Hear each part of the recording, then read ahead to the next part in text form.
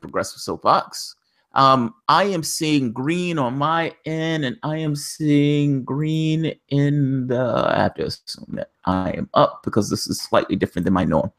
I have Montigue Magruder with me. He's running for the 69th House of Delegates in Virginia, in my home, essentially my state. Magruder, please tell everybody to say, please everyone hi, and just make sure I said your name correctly so you can, repronounce it in case I've heard your name. Yeah, everybody gets my name wrong at least once, but I'm Montigue Magruder. I'm running for the Virginia House of Delegates in the 69th District, which includes Richmond South Side, the city of Richmond, and one precinct in Chesterfield County. I'm running as the Green Party candidate. I ran for city council last year. I got 13. Richmond City Council last year. I got 13% of the vote. I will be on the November ballot this year, which in the next couple of days, along with the Libertarian candidate and the Democrat incumbent. So this is like the only race in Virginia that features Richmond Metro, that features both third-party candidates, the Libertarian and the Green Party candidate. Wow. Wow. That's not bad. So you've been, I would imagine, like I said, you've been busy. So what has this campaign up to this point been like? Meaning your opponents and everything else. What has been essentially your message versus their message? At least for Virginia, because that's what we're talking about. Of course. Well, my message has basically been trying to build the greater good by setting everything right in Virginia. Like, we keep on expecting that there are, these Democrats or Republicans to change things for us. Reality is they have no interest in changing anything. They'd rather keep everything the same. And so one of the things that I've been working on through this campaign is not only voter education, by educating people about the office, about the House of Delegates, about the General Assembly, and about the Green Party itself. But it's also been about showing people that, yes, that people have choice. You do have choice. You have the right to demand a better choice. And building the greater good means that you and myself and everybody else comes together and demands better choices out of the people that seek to hold power and make decisions that control our everyday lives. Very nice. Now, I have a question for you, because you sound a bit like me on this thing of, I don't like being told by the Democratic Party that I have nowhere else to go. And for the past 30, 40 years, the Democratic Party has ran that scam. You have nowhere else to go. Labor, you have nowhere else to go. You need to vote Democrat regardless of what we do in that office. Now, your thing is you're giving them a choice. So each party has this thing where they're a critique of the other parties. What is your critique of the Democratic Party? When you say you have a choice, what does that actually mean? Well, put it like this. Like I said, I live in Richmond City, so that's part of my district. Chuck Richardson, who served on Richmond City Council for 20 years. Yeah. That the Democrat Party is like a drunk father that beats the mother, and the family doesn't want to talk about it. And the reason why is a harsh analogy. Addict, right? Richardson was a drug. He was sniffing coke, if I'm not mistaken. I just think I somewhat remember this. This was kind of before my political name, but if I'm not mistaken, they caught Richardson like doing coke. And look, this isn't me taking a shot at this. I believe drugs should be legal. I don't think you should put people in prison for something they do on a personal choice. Oh no, you and I on the same page on that. But don't do it on the job. I'm not saying do it on the job. That's the thing I remember Richardson for, which is sad if the only thing I remember you for is that you're a drug addict. I mean, that is what I would say. That's one of the main things they like to peddle on the media about, is the fact that he went through that, that he had that drug conviction. But at the same time, you had people like Marion Barry, who was a mayor in D.C., who's also got caught snorting crack. But the point is, he was a very popular mayor, and he actually did things to benefit the city and for everybody. And so, and Richardson's record could be made the same. But but like I said, I bring up that quote because when I look at the Democrat Party, that's exactly what I'm seeing happening. Throughout the course of this election season, especially when it comes to like the state races, and what have you, like what the governor's race and lieutenant governor's race, like you see all these Democrats coming out of the woodwork saying, well, you need to support the Democrat because if we lose this race, then we'll have bigger consequences. They're not doing their part to demand that Ralph Northam, who is the Democrat candidate for governor, that we're not we're not demanding better candidates. That we're not demanding that Northam, take a stand against these pipelines that they're trying to build through the state. That they're trying that Northam doesn't stand up for sanctuary cities, which Virginia doesn't have any because of the Dillon rule. It doesn't establish any. It doesn't give any localities the right to establish sanctuary cities, and as such, the localities have no ability to declare themselves as a sanctuary. But to see Northam, go against sanctuary cities, to see him support the pipelines and accept Dominion Power's money, and also prove literature that whitewashed the black lieutenant governor candidate that was on their ticket, Justin Fairfax, that literally whitewashed him off the campaign literature. Sicken me. And the thing is, like I said, I don't like the fact that these Democrats are not holding their party. It's talking about not holding their party accountable. I mean, let's put it in context. You've had a massive revelation. Oh, you still there? Oh, he's freezing on me. Let me just add in an insertion while he comes back. Talking about Democrats, you had a situation where a bombshell story comes up. Knew we were right. Oh, there you are. You're back. Okay, I'm sorry. Oh, you left me for a moment. You're back. I guess we'll continue where we left off. Yeah, go for it. But yeah, like I was saying, it's like I see how the Democrats continuously crap on the Greens, the progressives, the radical socialists, and what have you. They crap on us, even though we kept telling them everything they needed to hear, and they knew it were right. And there have been some Democrats that I've talked to in personal conversation that already knew that the party process was rigged, and they don't give a shit. That blows me away. That blows me away. Your democracy has been undermined, and your response to that is, well, come on. We need to move forward. We need to look forward. This is my trigger point. Yeah, that's my trigger point. I've been watching them deal with this over the course of the last few days. Donald Brazil comes with a bombshell. We cheated. It was a bombshell that wasn't a bombshell because everybody knew they cheated. And there was this kind of gut level scream of leftists saying, we knew it. We knew it.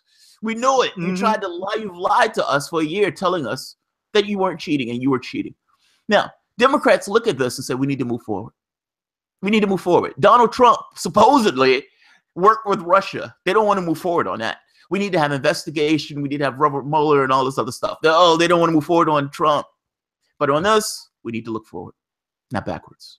We need to look forward. It's just like how, for example, when you hear some of these folks come around saying we need to remember 9/11, we need to remember the Jewish Holocaust, but then all of a sudden when it comes to the American slavery period and Jim Crow, then all of a sudden we have to forget about it and move forward. Can't talk about it.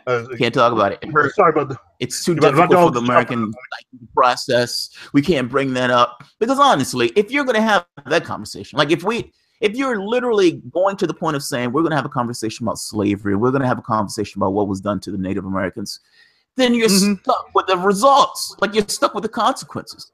Meaning what? When you're looking at black poverty in this country, and you have to ask this question, why are they so far? Why are African Americans? Why are we so far behind when you're looking at economics? And you look at 1 year after the next, slavery, Jim Crow, 1 year after the next being hobbled. And you get to this point of maybe the 80s or the 90s, and it's like, okay. We'll let up a little bit. And I don't understand why you guys aren't far enough. It's amazing. The conversation is amazing. Yeah, they don't have that conversation.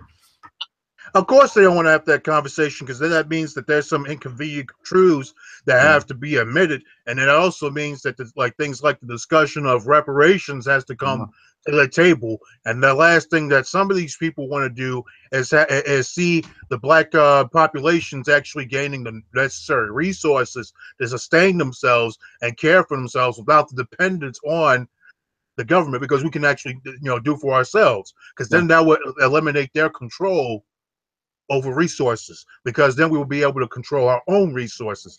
And that's and I have to say this because I've noticed this throughout my campaign, is that some of these organizations, they're not really focused on trying to obtain freedom. They're not focused on advancing civil rights causes and what have you. Like some of these organizations, they are more interested in making sure they have access to people in power that can grant them special benefits and favors, but they're not looking at the long-term needs of their community. Yeah. And some of these organizations have been black-led organizations, and I have to say that to see those organizations, basically take a back seat to the issues that directly affect their community. And like I said, they rather focus on making sure that they have an open door to the Democrat Party and what have you, so that the next time they want to run a candidate, they can, they have a shoe in. But they're not looking at making sure that their community, like for example here in Richmond, that people can actually have reasonable transit access that goes everywhere that allows them to access the jobs. They're not thinking about that. They're not thinking about improving public housing. They're not thinking about improving the public schools or fighting for those. Even though one of them did, the Richmond Crusade for Voters did help get some signatures to get a ballot, a referendum on the ballot on November 7th. Require the mayor, if it's passed, and then assembly, because it's a charter change that will require the mayor to come up with a plan to modernize schools, or go to the city council and set up with the plan. Credit for. I will give organizations them credit for, but other than that, they basically been putting community issues on the back burner, and I can't stand for that. They're incrementalists. They don't. It's I like wouldn't even say that. Glenn Ford calls them the blackness leadership class. For the most part, it's like going back all the way to LBJ and all. These guys have a certain amount of access with the Democrats, like you said, but in order to get that access, they leverage the things that their community needs. Meaning, we're going to shut up about certain things, but we can keep this access, and we're important. I agree with you on this. I do agree with you. I agree with Glenn Ford. I agree with all those people, blackness leadership class. So let me ask you this: as a Green Party candidate, say you get elected, what would you yourself push for? What's your platform? Like, I got to be honest.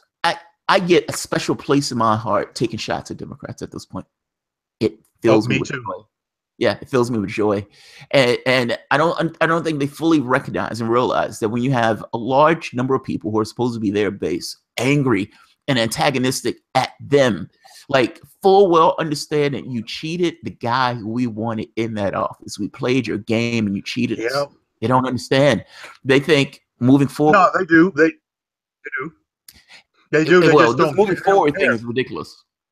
This moving forward thing. I mean, like I said, it's like I said, the Democrats, a lot of these staunch Democrats, they know the process was corrupted, but they look at it as, well, Bernie Sanders isn't a real Democrat, so therefore, perfectly acceptable to cheat him out of a primary.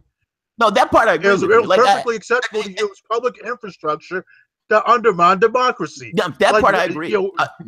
We are on the same page on that part. I'm also talking about this thing of, it's not that they don't care. Like, that part, I get it. It's like, well, this is our guy. We wanted Hillary Clinton to win. So that part I get. It's the strategy. It's the playbook. It's this thing of, let's just pretend that nothing happened and we need to move forward. And if we say move forward enough, then maybe we can move forward. As if the revelation by somebody who was literally in The chairman position never took place. Like, it's not like some random janitor who came up and saying, hey, I think there was cheating in this joint. This is the goddamn person who was the chairman of the DNC. And she's saying, hey, the whole thing was corrupt. She owned the entire thing. She had us by the purse strings. She was giving us an allowance. And Tom Perez's solution to this, Nancy Pelosi's solution to this, every random Democrat that's in office solution to this is, we're looking forward. We're not looking backwards. As if the rest of the public doesn't know. I just find that to be an insane solution. That's an insane solution. That's all. Yeah, I mean, like I said, that's exactly, but like I said, most of these people in power don't care because I look at it as they have a bigger agenda to push. Yes. They have a bigger agenda to push.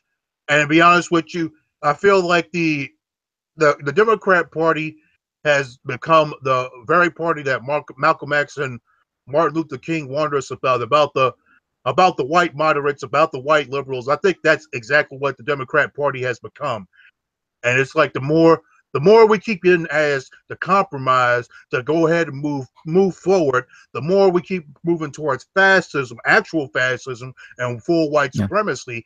And so, like I said, I've become disappointed with the Democrat Party because you look at how, and even though it can be questioned, they fought for workers' rights. They fought for civil rights. They fought to protect our environment. And now we're seeing them backtrack on everything that their predecessors fought for.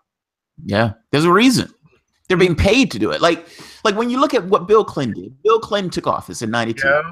Now, third-way Democrats, and essentially cannibalized the New Deal Democrats that was in that office and repeal or roll back many of the New Deal changes that was in place. And so you had this thing where they called themselves centrists. We're centrists. We're centrists. We're in the center. And you're like, you're in the center of what? What do you represent? Your party at one point represented the poor, the 99% and all this other stuff. And you could push back this idea of a third party. You could say, okay, we don't need the third party. We have the Democrats. Can't do that now. Ultimately, the Democrats have become the liberal Republicans of the 90s. And these guys still talk with the same rhetoric of FDR, and it doesn't line up with their actions at all. And so it's like, why do these guys change? Or these guys change because they had to take huge amounts of cash. Now, they considered taking huge amounts of cash to get elected. But understand, if you take that cash, there's a leash. It's not like, this Faustian bargain where it's like, here's a bunch of money. Now, I'm going to make policy that's going to attack the person who gave me the money. It doesn't happen that way. You spend 70, 80% of your time begging for money, and you're telling me that in no way changes the votes or changes the tenor of the party itself. And I will say it has. It has significantly changed the party. You can look at the right would shift from the party from where it was in the 90s or 80s to where it is now, and it is astonishing. It is astonishing. Of course. Yeah, I mean, of course it is. I mean, but this is expected. I mean, like you said, Clinton, basically the Democrats were able to do things that the Republicans were never, ever able to get away with. Yes. Like you even look at Nixon's term as president. Even he had to create the Environmental Protection Agency. Yep. And then you see Democrats like Obama allowing Arctic drilling. Fighting for the increase of these pipelines, especially the Dakota Access Pipeline, until there was enough public pressure to force them to drop support of it and reverse course. That was just for one, though. I mean, that was for all of them. And this is at the same token, they're screaming about the environment. I mean, think about this. Democrats supposed to be the party of the environment. We're the party of the environment. And it's only the party of the environment in comparison to the other party who says that global warming, climate change, and the environment, for the most part, don't exist. I mean, it's purely just by virtue of comparison. It makes no sense. I believe in climate change. I believe that the climate is getting hotter, all this stuff. I believe in science. That's the Democratic Party's position. And yet, I also believe in public position. Yeah, I also believe in fracking. Let's find out. Yeah, that's the private one. I also believe in these things. I believe in spreading fracking around the world. These are the things that I believe in. I believe in methane. I mean, it's insanity. These things that they say versus the things that they do. And because Republicans are batshit crazy, they get a pass. Oh, they're the same party. They're the same party. I mean, and that's why one of the things I've had to show people through my candidacy this year is that, as a Green, I'm trying to show them that this is what Democrats should be fighting for. They should be fighting for the abolition of lifetime felon disenfranchisement, which was a policy put in place here in Virginia by the Democrat Party. They should be fighting for a living wage. They should be fighting to protect our environment from the clutches of Dominion power. But as you look at my Democrat opponent, for example, she has accepted corporate money from Dominion Power. She's also accepted money from Raytheon, from Comcast and Verizon and AT&T, and some of the very legislation she's voted on, like House Bill 2108, the Virginia Wireless Services Authority Act, which was signed into law this year.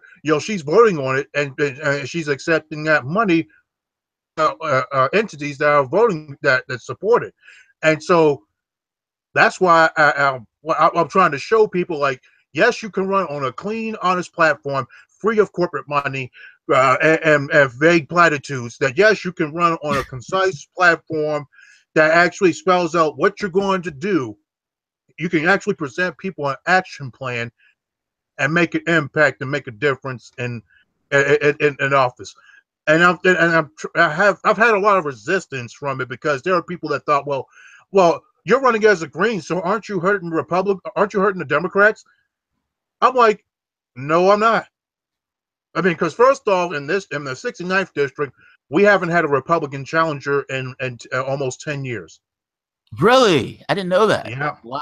The last person to run as a Republican in the 69th district for the House of Delegates was Ernesto Sampson, and he basically got beaten so bad that, like I said, the Republicans haven't even thought of running a challenger since that election happened. Wow. Yeah, so it's been a Democrat stronghold for a couple of decades now, at least. I'm trying to break that, because, like I said, I see how the Democrats are putting community issues on the back burner, are basically prioritizing corporate needs and corporate money. That's one of the reasons why I joined the Greens, because I felt like their slogan of people and peace over profit, that resonated with me. That meant a lot to me. Who's your opponent? What's her name? What's the candidate you're running against? Well, I'm running against Jake Crocker, who's a libertarian, and I've sat down and met with him a couple of times. He seems reasonable for the most part, and I like some of his positions, some of which I've even, such as abolishing things like the business and professional occupation license taxes, the machine and tools taxes, which basically hurt small businesses and individual and self-employed workers. So things I picked up on. Ooh, froze on me. Come back. Come back to the light. There we go. I agree with to the light. But I'm all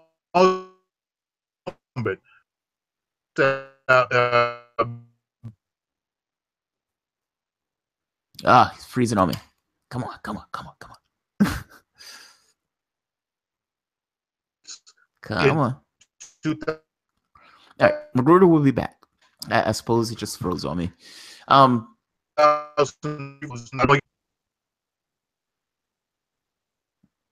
So yeah, it's when I look at Betsy, I see that she could just drop the corporate money, stop letting the Democrat Party put her on a leash.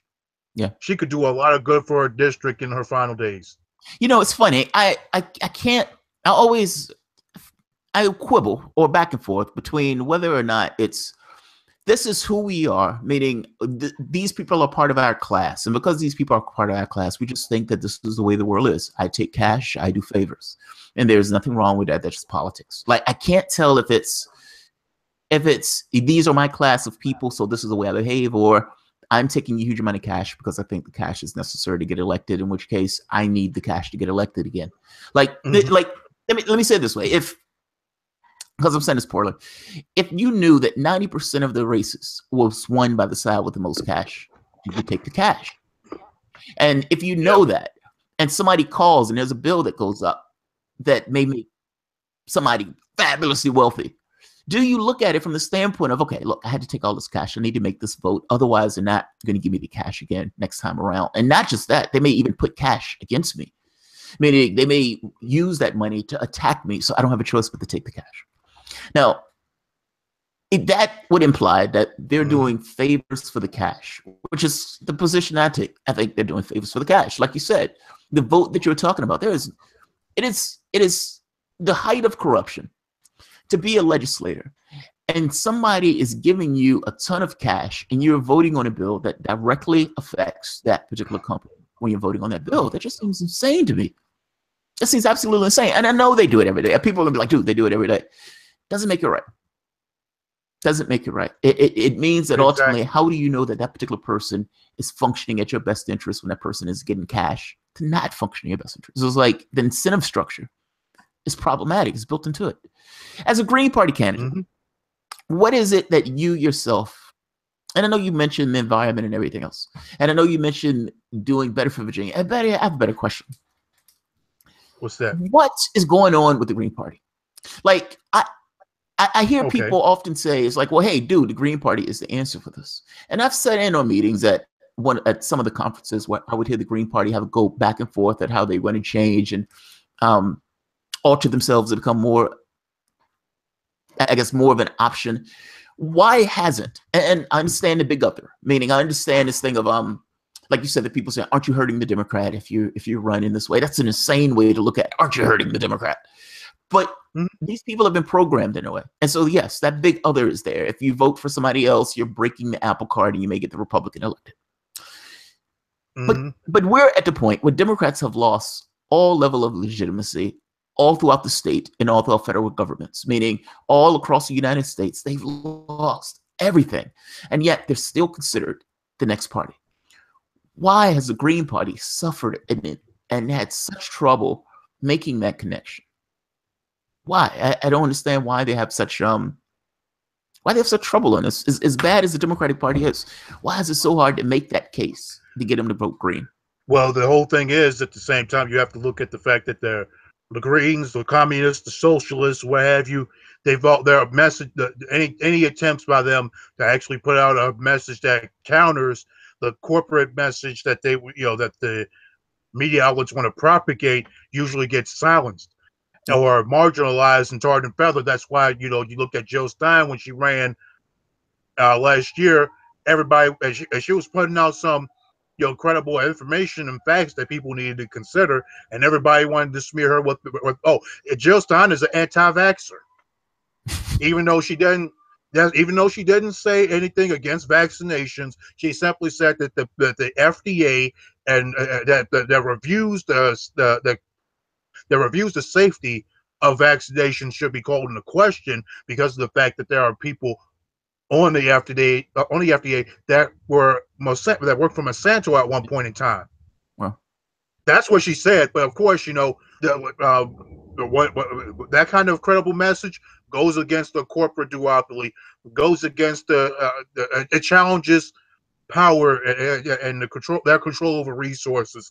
So they had to tar and feather her and marginalize her message, and that's what the Greens have been dealing with.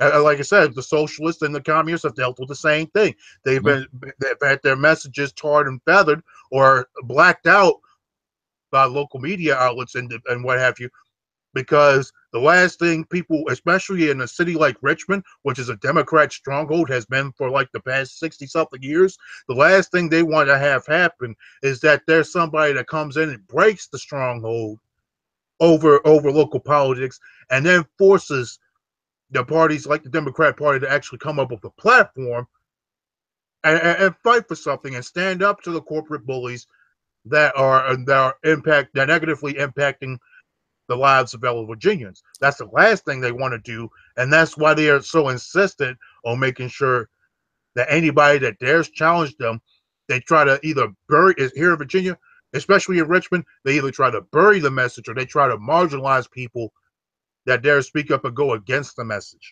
Now that's fair, but come on, that's just politics. I mean, in every situation, every system looks to persist itself. And Democratic Party, they're just one corporation, like the Republican Party is a corporation that seeks to maintain dominance in That's true. sphere. Left. We are the left. We're the only option there is for the left. And so, yeah, they want to bury anything that goes outside their bounds. My policy or my rule at this point has been that Democrats should not get a vote if they're not representing your interests. Meaning, if that means a party needs to crash and burn and fail miserably and continuously fail, then that's what needs to take place. And I say that because I kind of I agree with you, but it becomes this thing of like, how do you get around them despite their failures? Like, they failed miserably. Like, they're getting beat by the most rabid group of Republicans that I've ever seen, that I've ever come across, that I would argue the most rabid group of Republicans in the history of this country, and they're still losing to these maniacs.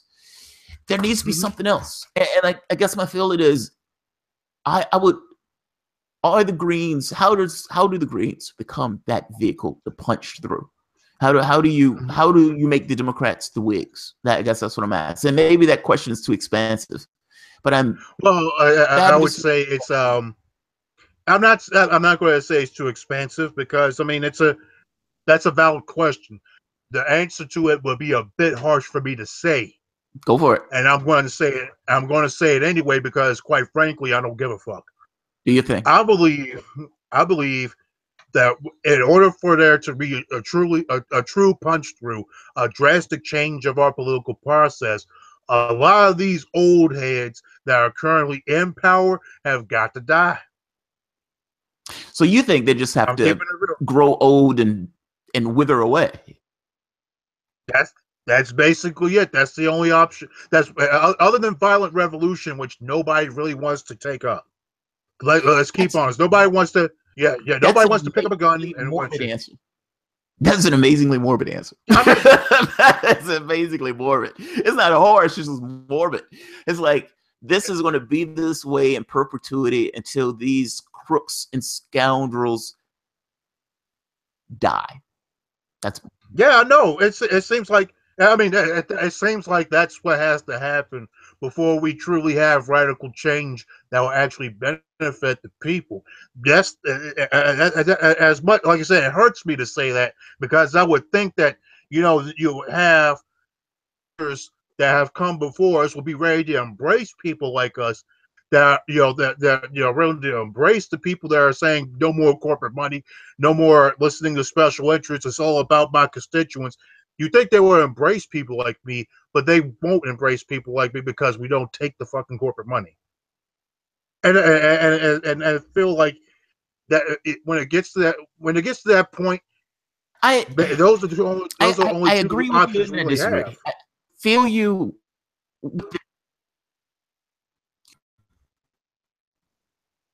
It's difficult. So I agree with you and I disagree with you. I feel you with the.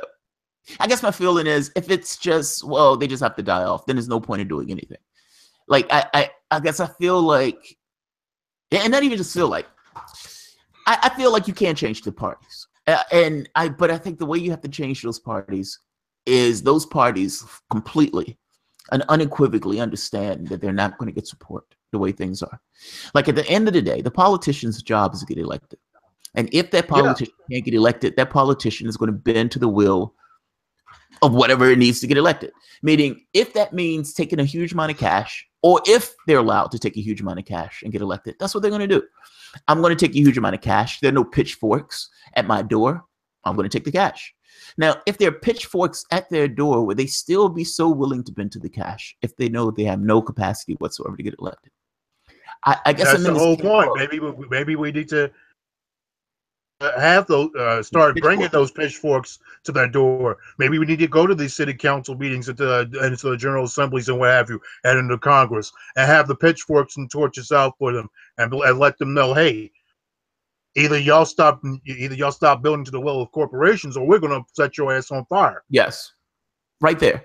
When you brought up Nixon earlier, how Nixon had pulled those buses in front of the White House because he was terrified that they were going to come in the White House and get him. Now, normally, granted, this was because they were having a draft, and you had all these kids who were pissed and upset that they were having a draft and having to send them off to war. But you galvanized a lot of people, and those people in power were terrified. The EPA and everything else out of batshit crazy, anti-Semitic, bomb and killing Richard Nixon. That's amazing. But you didn't get that because Richard Nixon was just this kind of tree hugger. You got it because Nixon was terrified. He was terrified. Now, I'm not saying put the fear of God in anybody in the physical sense, but I am saying put the fear of God in them in the sense of we're taking your ass out of your seats. That part, exactly. I fully agree with. I honestly believe that the only change that you're going to get in this country comes from that. That's what I think. The new left, if I'm going to say. Well, I'll put it to you like this: it's when it comes to things like civil rights legislation or what have you. I mean, you see like JFK and even Lyndon Baines Johnson, like they didn't even act out of conscience. They acted out of fear of increasing race-related violence. So I heard about that. I did hear about that. Yeah. Go ahead, go for it. I'm sorry. Interrupt. Yeah, it's good. I'm gonna say we're humans. We have thoughts that come up in our head. We tend to interrupt each other sometimes. I'm perfectly fine with that. We're humans. We do that all the time. My whole thing is like that seems to be the only way that drastic change truly happens in this country is when people just say, you know what, I've had enough, and I'm ready to go ahead and take up arms to overthrow power. Then that's when the government starts getting scared, and they try to pacify. And or what they'll do is also just like you hear Jimmy Dore say, they keep manufacturing consent. Yeah, they keep on when it comes to police brutality. They keep on showing stories about how black folks are getting harassed by police, stopped by police, killed by police, wrongfully in prison. But it's more, and they do that those kind of things to desensitize us, to get us to accept that police violence against black people should be normalized. And I think maybe it's about time we flip those tactics back on them and be like, you know what? If you're not going to start stepping up, if you're not going to do things that enhance our right to live a dignified life, then maybe we need to come up in the, like I said, maybe we need to come in the General Assembly and toss you out by force. Maybe we need to grab you out. Maybe we need to grab you out of the and throw you out the steps outside on 1100 Bank Street. Maybe we need to do that. Or I think these people. Or maybe y'all could just listen to where we're coming from, and start looking out for us. I mean, and quite frankly, I think that Ralph Northam is going to have to deal with that if he gets elected. And I'm thinking he may, but the thing is, you have a point, because I think that is coming. I think that Ralph Northam will lose the race, given the things that he's done over the past couple of months. Yeah, with whitewashing campaign literature, refusing to oppose the pipelines and Dominion Power's money, and his decision to oppose sanctuary cities, which Democrats continue to say that's a non-issue and you should vote for him anyway. No, that's, for a lot of communities, that's life and death. For a lot of immigrant and refugee communities, sanctuaries for them is like a life and death. They're not willing to negotiate on that. Western half of the state, they're going to have pipelines built through their backyard. They're going to have to deal with the health effects. They're going to possibly have to deal with the loss of crops and animal life that they've been cultivating on their farms or what have you. So for them, that's also life and death. And for me, I mean, in my opinion, that's a privileged comment to say that those are non-issues or single issues, and we need to look past that. No, it's a lot of courts once said that, people do not. There is no such thing as a single issue, because people do not live single issue lives. Because these pipelines, the sanctuary cities issue, the whitewashing of Justin Fairfax off of campaign literature, for a lot of people, that's non-negotiable. That shows us what kind of character you're exhibiting, and what kind of things you will do if you get elected in the office when they do things like that, when they make those kind of statements. So, I agree. I feel like Northam has to. I feel like Northam has to. This will probably be the race that that the Democrats lose badly, and that might just wake them up, or they'll just continue going down that slippery slope until like you said, until they crash and burn. I have no interest in living under a Republican rule, but at the same token, I have no interest in giving a Democrat a cosign on that on their behavior. Like it's this thing of, I think Ed Gillespie is a goddamn maniac. At the same token, just because Gillespie is a maniac, should I just give Northam a free pass and say, okay, I'm going to be complicit in my vote because the other guy's crazy? And I'm sick of that policy. Like that policy just pulls you further and further to the left, because at the end of the day, even though you're voting against somebody, there's still somebody in that office. And giving that guy the free passes going into that office allows that guy to do whatever he wants in that office and use the exact same argument the very next time. It's like, I make this case, like if Hillary Clinton would have won, and you have, let's say Hillary Clinton gets in an office, she, puts out, like you said, more pipelines, she passes the Trans-Pacific Partnership, she puts a missile defense shield in Syria, accidentally shoots down a Syrian jet, she privatizes Social Security, and in 2020, she's running against Ted Cruz. Insane Ted Cruz, who calls himself a Christian anyway. None of these guys are actual Christians. Would the same argument be, well, look, it's Ted Cruz. I know she's bad. We don't have a choice, though. She's the lesser of the two candidates. You need to love Hillary Clinton. You need to bow your head. You need to bend your knee. Ted Cruz is a fucking maniac, etc., etc., etc. 2024, guess what? Same argument. 2028, guess what? Same argument. 2032, same argument.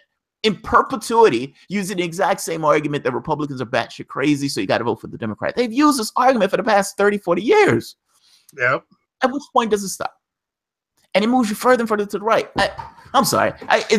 I'm greatly annoyed to some degree about what is taking place in regards to the bombshell with the Donna Brazile thing. And I think what annoys me about it is not so much that Donna Brazile came out. That's more of this like guttural, yes. It's the, hey, we should look forward. Let's pretend it never happened. We cheated your guy. Let's pretend it never happened. And I look for other solutions. I mean, I look for other candidates. Who else can I, it's like, who else? If I'm not mistaken, you're in my district. So you're getting my vote. I vote for you because you're representing my interests. Exactly. How do we get? Yeah. That's the only. I honestly boil it down to: is this person going to represent my interests? Yes or no. If the answer is yes, that person gets my vote. If the answer is no, that person doesn't. And I don't do it again because I love whoever's getting into the office in the sense of somebody who I may not like or something like that. I do it because I don't know another solution in regards to dealing with our political situation. Well, I mean, I look at things like this. It should be where people look at the ideas of the candidate. What policy positions are they putting out there that will actually enhance the lives of their communities? In my case, I'm looking to fully decriminalize marijuana, where it's not even a civil offense or a criminal offense at all, where people can just freely grow it, they can distribute it as they would like, and use it for whatever purpose without any type of penalty. And I believe let me interrupt you for a moment because I've been a bad host. Let me ask you this. What are the things that you want to effect in that office? Let me ask that way because I've been going back and forth. So let me just ask bluntly. What do you represent? What are the things that you yourself want to effect if you get elected? Well, to make things simple, I'm representing a giant middle finger to the political establishment. I'm looking to be that giant middle finger to the politics of old, where vague platitudes are the norm. I'm trying to be that person that basically that changes happens. Kind of like what Bernie Sanders tried to do, but way in a much drastically more leftward sense. Where it's okay to declare where it's okay to admit that you're a Marxist, or you have Marxist viewpoints, that you're a socialist or a communist or even an anarchist, if that's how you feel. Yeah. that you can admit those things and it still doesn't become a dirty word, because people actually recognize what you're standing up for, and not what you're and not that you're this red scare stuff those kind of things. I'm trying to beat back, and I'm also trying to beat back an entire system that has literally criminalized aspects of human life. And that's when, like, for example, it makes no sense to me that that Virginia is the #1 offender when it comes to the school to prison pipeline. Virginia, when it comes to the school to prison pipeline, Virginia is the #1 offender in that. And quite frankly, within Virginia itself, Chesterfield County, offender within the state, they refer the most students, the most children, to law enforcement. And a lot of those children have special needs that they have to, they have disabilities. And we've been seeing news reports of how some school districts have been deliberately leaving out the mental health information about a student when the referral is written up on them.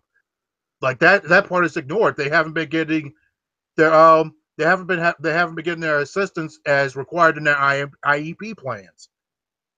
So it's those kind of things that I'm trying to beat back.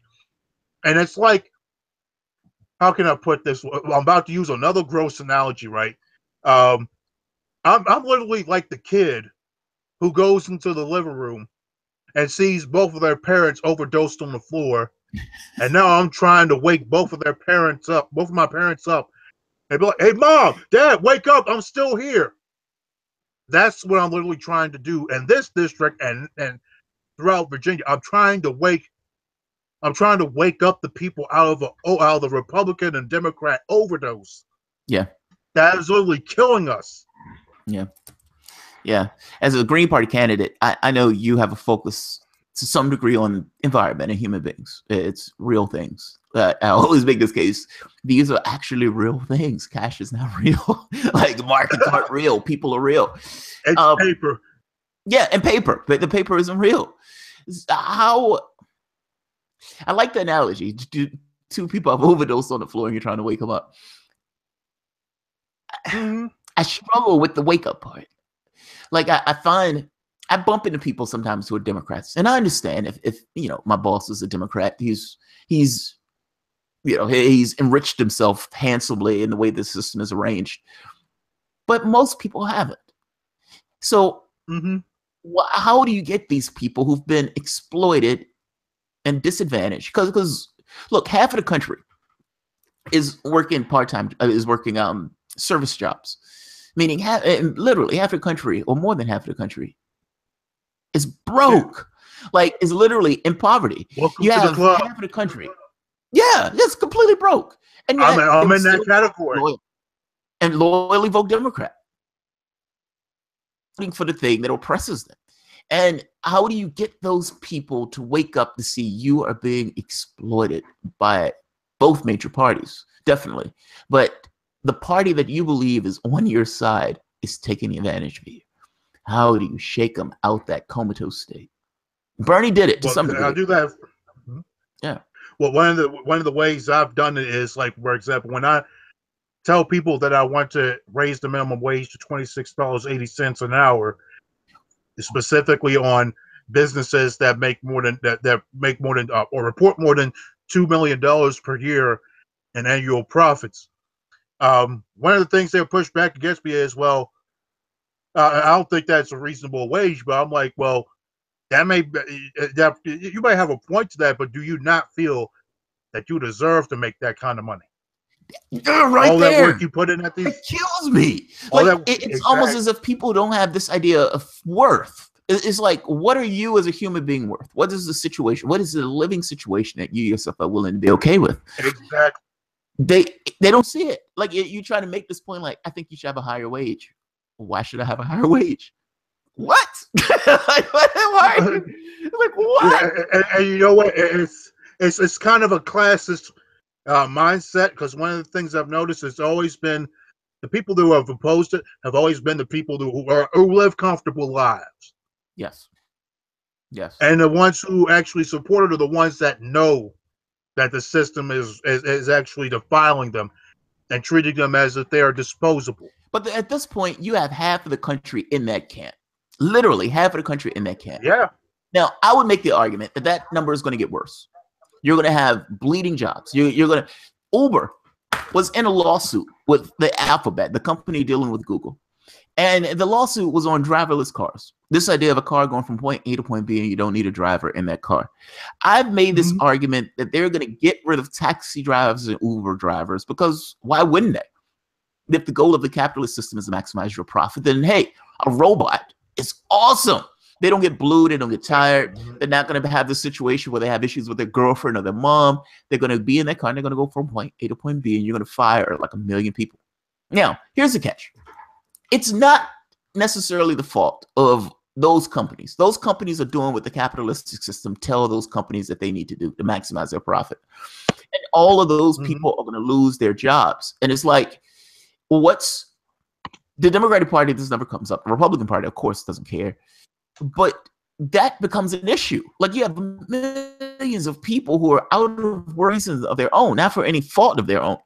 And neither of the political apparatus itself has no solutions for that issue, at least the way the apparatus is now.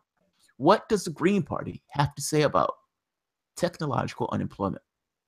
Or do they say anything about it? I don't know the answer to the question. Usually they say don't ask questions you don't know the answer to, but I am asking that question. What does the Green Party? Three simple words: universal basic income. That's how you solve that. I look at things like this. It's not that automation is a bad thing. It's just a matter of who controls the automation. We have to remember that every little tool, every device that we have come up with over the years has mainly been to reduce our dependence on physically exhaustive labor. So I support automation. But what I don't support is a few greedy hogs, greedy capitalist hogs, for the benefit of their own, for their exclusive benefit.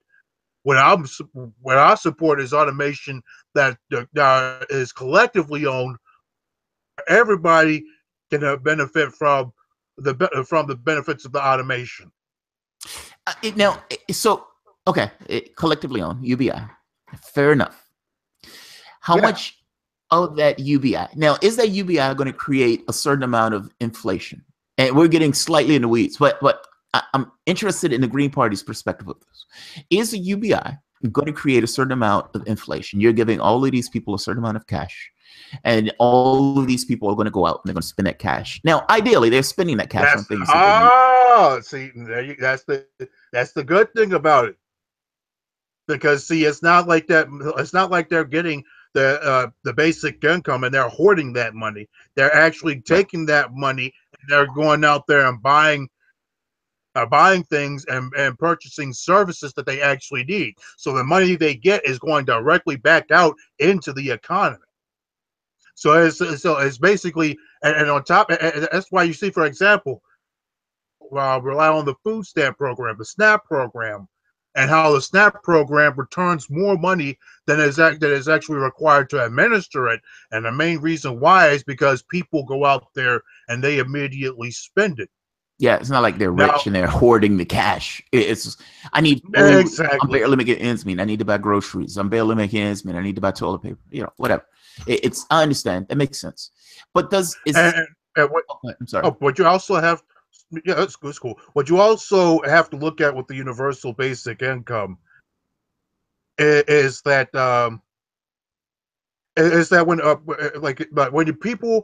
when people have less things to worry about in terms of having to struggle for bare necessities or what have you, when they don't have that fear of not being able to make it on $7.25 an hour, it actually encourages them to be more productive, to seek more work, to take up more, educational opportunities, because of the fact that they don't have to worry about losing a day's pay just to be able to afford their basic necessities.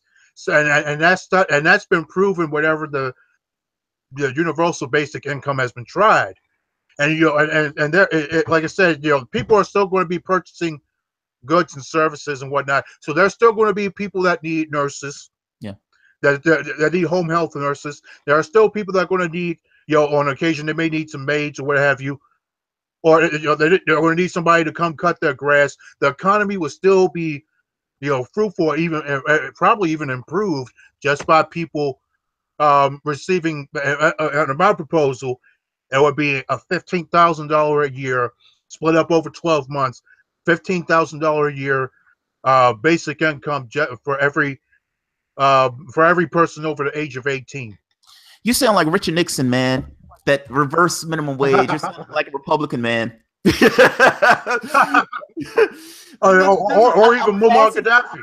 I'm fascinated by this topic. So the universal basic income, because what we're getting at is a new left. That's essentially what we're talking about. We're going beyond this thing of I think the goal in something like that is to get rid of poverty. How do you eliminate poverty? And I would say you eliminate poverty by making sure people have money in their pocket. And the answer is how. Let me ask you this: what about federal jobs guarantee? Is there? Yeah. Mm-hmm. Go ahead. Go ahead. Oh, okay. Oh, there's no but. I'm just asking. The federal jobs guarantee being one of the because if I'm thinking, if you're trying to get rid of poverty, you're giving people, how can I say this? Does Richard Wolff, I love Richard Wolff. Richard Wolff has this argument that it's not so much a UBI. He thinks with this idea of the UBI is creating friction in the society itself. Because you have some people who are getting cash from others, and it creates this kind of tension between those two factions. I would argue that gross inequality creates that friction also. Mm-hmm. In terms of a jobs guarantee, we have to admit that yes, there are a lot of jobs that do need to be done. Yeah. And one of the things I also want to look at is what's known as Section 3 of the 1968 HUD Act. Now, that act, that particular portion requires that any entity receiving federal money from the Department of Housing and Urban Development, that they have to prioritize the training and hiring of low income and extremely low income people. So basically, those that are on Section 8 that receive the SNAP or TANF, that are in public housing or what have you, they have to be prioritized for those jobs. Yeah. And so I want to make sure that if we enforce, that we make sure that we provide that priority to those who currently are in the low and extremely low income brackets, help them lift themselves out of poverty and be able to live a dignified life. So that way, everybody, because as they say, a rising tide lifts all boats, right? It's true. And that's where we have to start from. We have to start from the bottom up in terms of a federal jobs guarantee. Let's be radical. That's where I understand. Let's be radical for the moment. Let's say we're not at the end of history. And by that, I just mean this idea that we've reached the pinnacle of our lives in this case, that this is the model, this capitalistic model. And for the most part, we're just moving around deck chairs of this particular model. Because ultimately, let's go beyond that for this moment. Because I'd argue that some of the issues that we're faced with, what we're talking about, poverty, ecological collapse, economic disaster, all of these things are to some degree principles of our model. Like the capitalistic system is just a model. It's not real. It's a pattern that we've decided to organize ourselves around. And people act like this pattern is somehow, given by God. Our world is falling apart around us. Literally, what we want to talk about, environment or economics. The The capitalist system itself is a continuation of feudalism. That's all it really is. It's a continuation of the same feudalist system that has been going on for centuries. Where the only thing is that Karl Marx, when he wrote the Communist Manifesto, he's the one who coined the term capitalism, and that's why we use the term capitalism today to describe basically the exact same system that we've been dealing with centuries. But that I just wanted to touch on that right quick.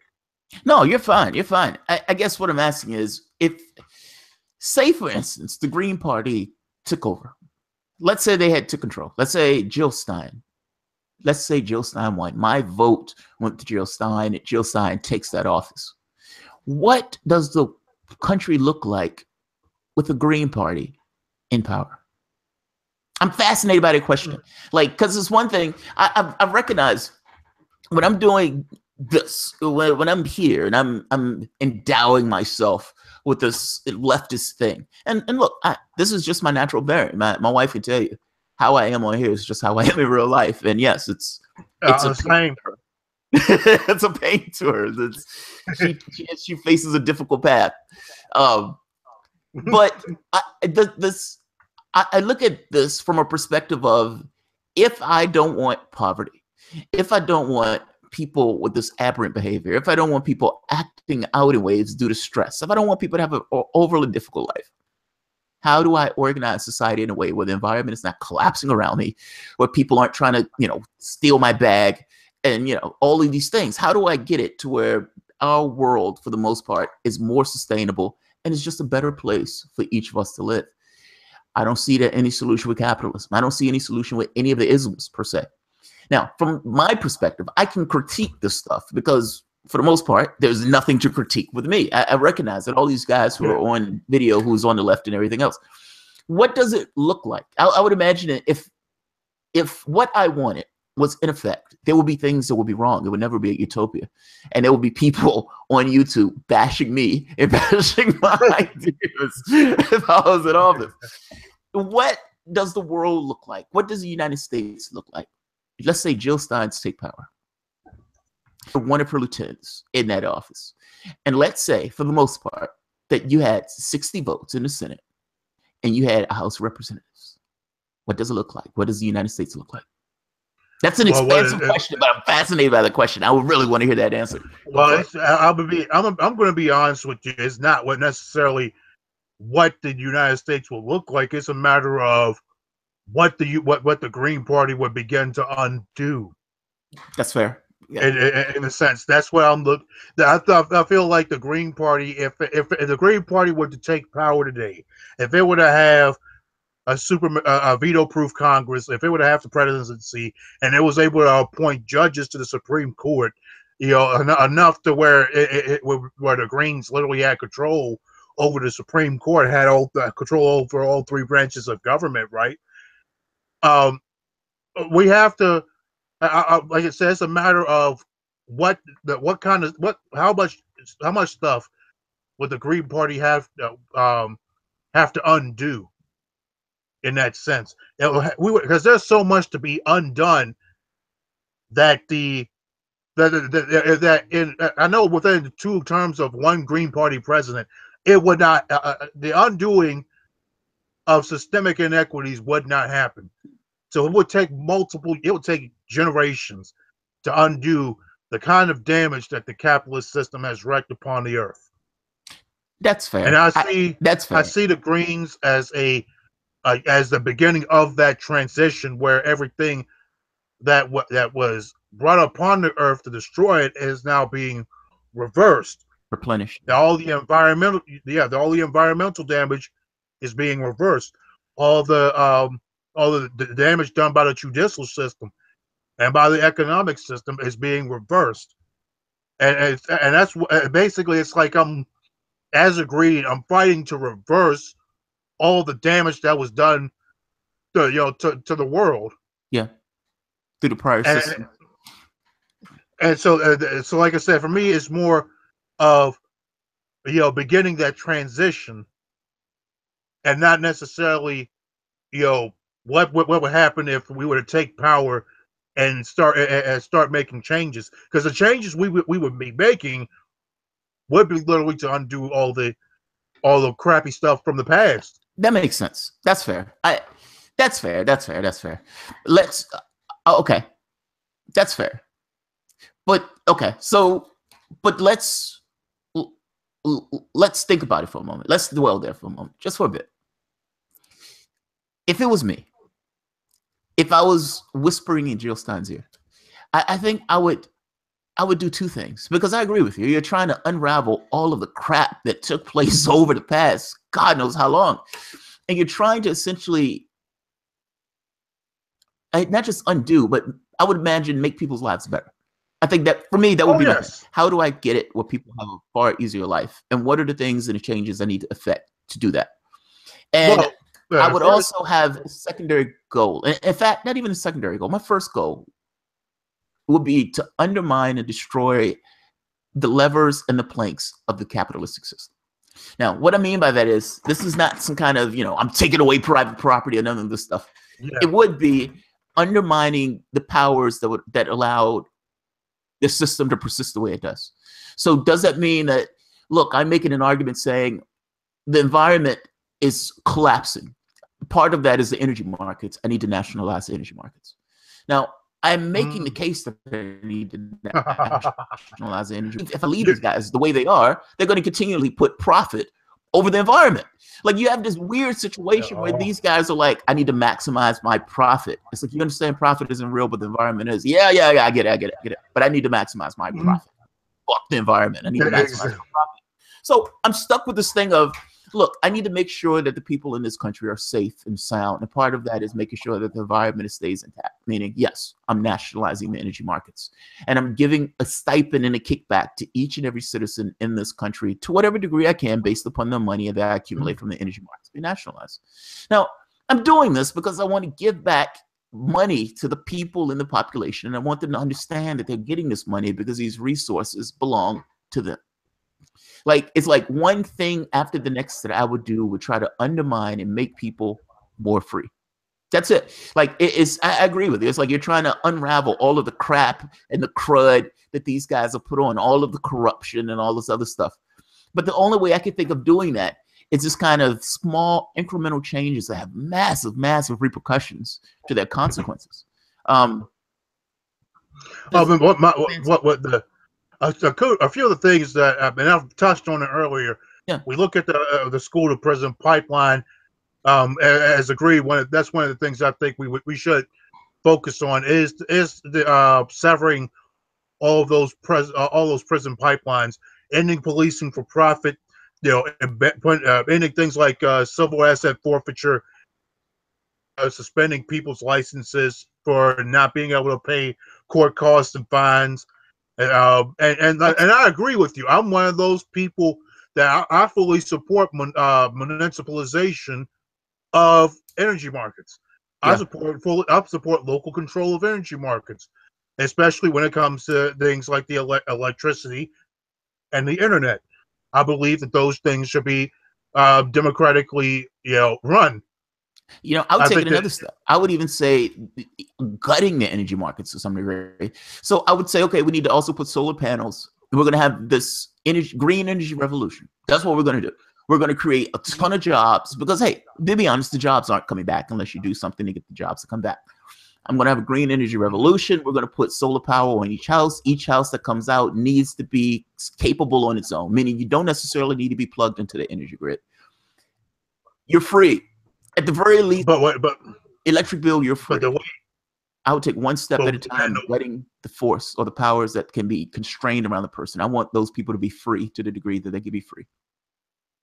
The way you can do that is you could do what I believe San Francisco did by establishing a mandate on all new construction and renovations that any new housing construction be required to already incorporate green technology. So solar panels, yes.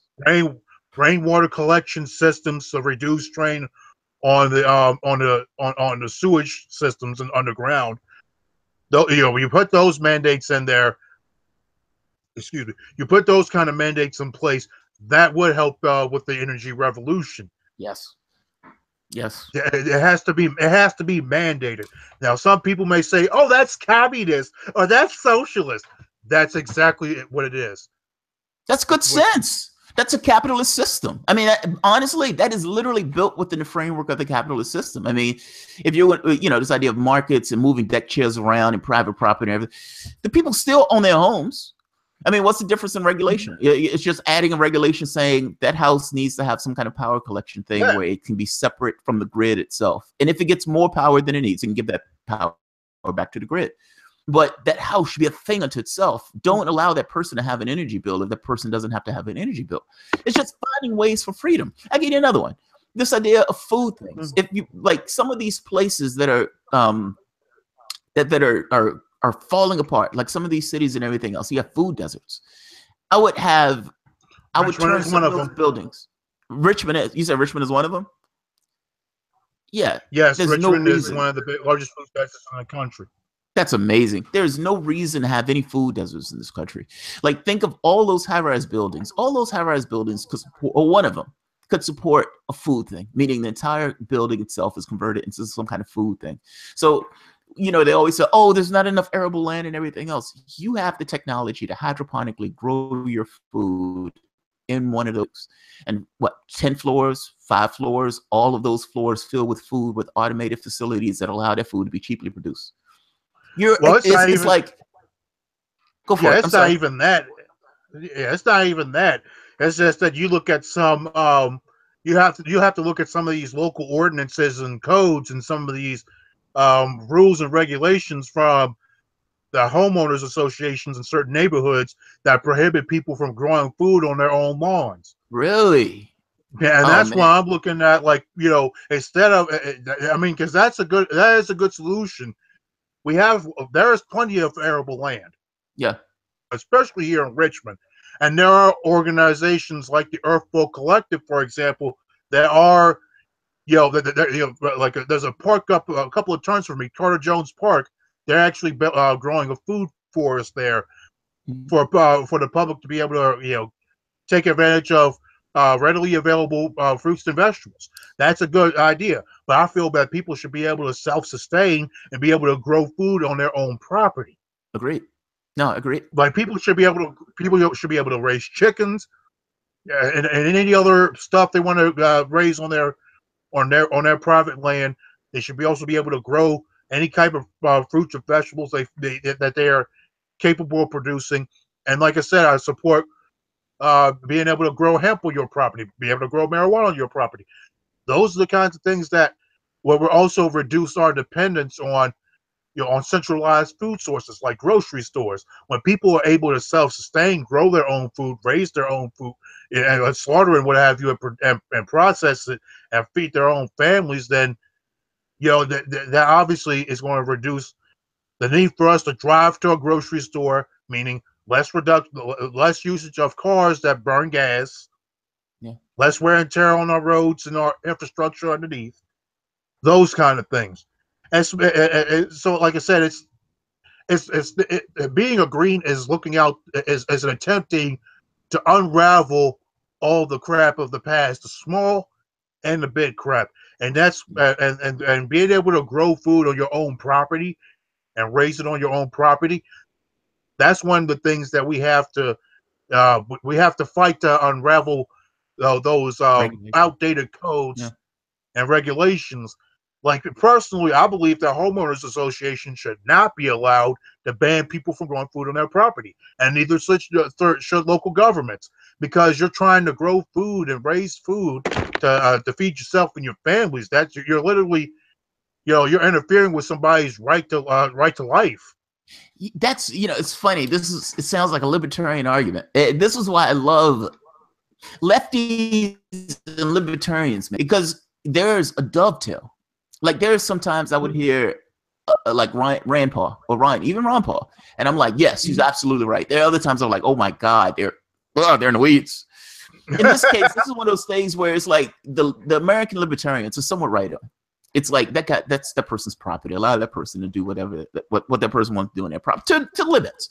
I mean, I don't like this idea of it's a store and they're blocking blacks from the store because they're racist, that type of stuff. No, I don't like that. But if you're talking about just having the person have capacity to grow their own stuff or control over their own property, Yeah, that's what. That's what. It's like yes, like yes. I would join hands with any libertarian that says, "Hey, should people have the right to grow food on their own property?" The answer is yes. And I agree with that too. And that's literally what we're fighting for. But in essence, the libertarians want to take away all the tools and basically say you're on your own. Yeah, whereas myself as a green is saying that government and the community itself should be able to. We should be collectively sharing the tools with everybody so that everybody can mutually sustain themselves and raise their families. That's where I'm coming from. Agreed. Yeah, and that's where they lose me. That's where they completely lose me. Yeah. They get into this. You want to destroy the Department of Education, all this other weird stuff. It's like, yeah, that's where they lose me. Yeah, I mean, that's my whole thing with them is it's mainly on economic policy and what have you. Like, we can't have a wild west type of a government system or culture, what have you. We can't just simply allow businesses to discriminate against people because of their sexual preferences or racial or their race. Yeah. You know, and libertarians feel like that they should have the right to do that, and I disagree with them on that. They also feel like that there shouldn't be a living wage. That whatever the employer feels they should be paid, that's what they get paid. I don't agree with that. So, like I said, for me as a green is about establishing and defending those essential protections that so that people can sustain themselves and care for them and theirs without having to go through so much difficulty. My whole philosophy is that people should be able to live a life of dignity and love, from birth until death. Yes. Every human has that right. What Martin Luther King said, people shouldn't be beat over their head from the time they are born to the time they go to bed, the time they die. I agree with you, man. I agree with you. Let me ask you this. The living wage thing. Say for the moment that a $15 living wage is enacted. If you work at a company, regardless of what that company is, even if you're flipping hamburgers, you should get $15 an hour. Now, I think that's absolutely true. I think if you're born and die in this particular country or born and raised anywhere else, you should have a decent life, particularly if the world and society can afford that life. Richest society in the history of the world. There's no reason to have poverty in this country. And yet we have massive amounts of poverty. Now, we're in a capitalistic system. And in that capitalistic system, we say Bernie Sanders gets elected. Bernie Sanders says, we're going to have a $15 minimum wage. Fuck it, we're going to have a $17 minimum wage. We're going to stick it to them. And those companies, those hamburger joints says, fine, I'm firing all my workers and I'm putting in robots. How do you, because let's be honest, it's a capitalistic system. The goal of any capitalistic system is to maximize profits. That's just the software. That's the software that runs. The people in that system are going to do things that are going to advantage themselves in some way. If it becomes a situation where it's cheaper to put in a robot, meaning, hey, it costs $14 an hour to put in that robot as opposed to the 17, so I'm putting in a robot. It's cheaper. How do you deal? How do you deal? That's unforeseen consequences based upon doing the right thing. How do you deal? Well, first we have to recognize that that's already been happening since basically since the early 1900s. Automation is inevitable. Ever since the assembly line was created, we've basically been embracing and enhancing any efforts to increase automation. So for me, the whole loss of jobs thing, if we increase the minimum wage, that's been going on since the minimum wage was $5 an hour and even less than that. So I don't buy that. I personally don't buy that argument. Now, I will say that Franklin Delano Roosevelt, FDR, once said that any business which depends for existence on paying its workers less than living wages has no right to continue in this country. Now, I bring that up because if these businesses feel that they have to shut down and they have to fire their workers instead of paying them living wages, then they perhaps they should not be allowed to continue in this country. Then they should not exist. They should not, if they can't pay their workers a living wage, they should not be allowed to exist. FDR also said that his greatest achievement was saving capitalism. Part of the reason that FDR did all that stuff was because he had unionists and leftists and socialists on his ass. And FDR was terrified that there was going to be some level of a revolution. The Red Scare, the communists, the Cold War was able to beat back the left because, hey, you're looking a little pink over there, buddy. We're going to go after you if you're saying the socialist and the communist stuff. We're going to come after you. So you had this wall that these guys didn't necessarily want to go past with regards to their political ideologies. Now, I guess I'm making a point that if the software of our particular system, the software, is maximize your profits, that's the software. That's what runs. And year after year after year, you've had a situation where the political leaders, for the most part, have given these guys a free pass, the Wild West. Do whatever you want. Rape the environment, take the resources. They've, well, I call her a friend, Red Economics. West Virginia, we're talking about Joe Manchin. West Virginia was a coal state. Now, all of the resources that were in West Virginia, for whatever reason, left you West broke Virginia. Up a little bit. I was just trying to. Can you hear me? Yeah, I can hear you. You kind of broke. You chopped up a little bit. I'm sorry. Our question. My Wi-Fi may be messing up. The West Virginia. West Virginia is coal country. Now, you would think that all the money that was made on West Virginia, on the back of the West Virginians, all of the resources that were in West Virginia, that was stripped from West Virginia, for the most part, went into the profits of very few people, a few people, 1%. I guess I'm making this point that all throughout the United States, that has been the modus operandi, to essentially rape the resources, exploit the population, and make as much profit as you could possibly make. There is no reason for me to believe that in the same way that they passed these trade deals and were able to ship jobs overseas and all this, that if something like that was enacted, like if say, I guess my feeling is, look, I like Sanders. And I have to face this reality of, and look, this is not an excuse for not to act, so don't get me wrong. I'm playing slight devil's advocate on this. But no, you're good. I don't mind being $15, $16 minimum. Yeah, raising $15, $16 minimum wage. And some of these guys saying, screw this, I'm just going to automate. Or because it's not, the business is going to shut down. I don't believe the business is going to shut down. I don't think they're going to say we're going to close our doors. I think they're going to say something like, we need, look, we're at the point where almost 90% of the jobs in this country could be automated. Number of those jobs. Now, I would say automation is an amazing thing. And like you said, the problem with automation is not that it's automation, it's that it is only held in the hands of a very few people. I don't know how to break it. I don't know how to break the grip.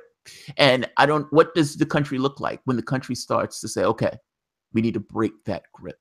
We need to break the grip on the hands of that 1%. So somebody goes in office, that person says, we're going to say $15, $16 minimum wage. And look, that's a perfectly fine minimum wage, by the way. And we're going to implement policies to try to make it easier for people to have a better life. And these businesses say, fine, we're going to fire workers, and not just fire workers. We're going to export those jobs overseas. You end up with this thing with jobs being exported overseas and everything else. I guess, how does, and maybe my question is too expansive, but maybe my question is somewhat unfair. But I'm curious from the perspective of the Green Party is how the Green Party get its hands around those things? And I know, and don't misunderstand me, this question is certainly unfair to you. You're running as a delegate in Richmond. I'm asking this question from the standpoint of the Green Party as a whole. How does the Green Party deal with a capitalistic system that's bent in a way to maximize profits and to attack workers in order to do it? Well, like I said, that and it goes back to the answer I gave earlier about having to unravel all of the things that would allow the capitalist system to basically say, oh, we're going to fire people. We're going to we're going to just fire people instead of paying them living wages. Now, my whole thing is that yes, you can have all the automation you want, but at the same time, you gotta have workers to maintain that automation, to tend to that automation. Automation is anything designed by human hands is bound to fail at some point. Yeah, including the structure. So exactly, and on top of that, automation is not going to cook the food. Automation could cook the food. Wait a minute, automation could cook the food. If you had, they could, but they're not going to. But are they really going to do that? Nope. Are they really going to do that? Are they really going to? Or is McDonald's really willing to just say, screw it, we're not going to deal with humans and have robots cook all the food? If there's nobody inside. You There's know, nobody these guys, inside to work these places. if you had a manager at McDonald's and that manager owned, let's say, 3 or 4 McDonald's, and that manager felt his workers were getting somewhat uppity or whatever, however you want to say it, if a machine came out that would have allowed him to fix his hamburger on some weird assembly line and just stroll that thing on, and a person presses a button and it's all right, here your hamburger, here's what you wanted on the hamburger, they would do it. I honestly believe they would do it. I think they would do it in a heartbeat. I think the goal of McDonald's is not hamburgers. The goal of McDonald's is profit. Every other company does what it does, not because it loves what it does. It does what it does because it wants to make profit. It's like, I build cars. I don't build cars because I love building cars. I build cars because I want the parts. Like, McDonald's is not wed to its workers. I guess that's all I'm saying. That's all. I mean, you're right about that, but at the same time, you have to look at, they have a responsibility to us, to the people. They may not have a responsibility. They may, some people may feel like they don't have a responsibility to their workers, but they have a responsibility to the public. And that means that part of that responsibility is that if somebody's going to work at that company, that they make sure that they can live a dignified life and be able. And if you're not willing to do that, then perhaps you need not accept any money that we give you, because you have to look at the fact that a lot of these businesses, they get grants and loans from us. Yep. We pay for those grants and loans that subsidize their business, that help start their businesses. We provide that money to them.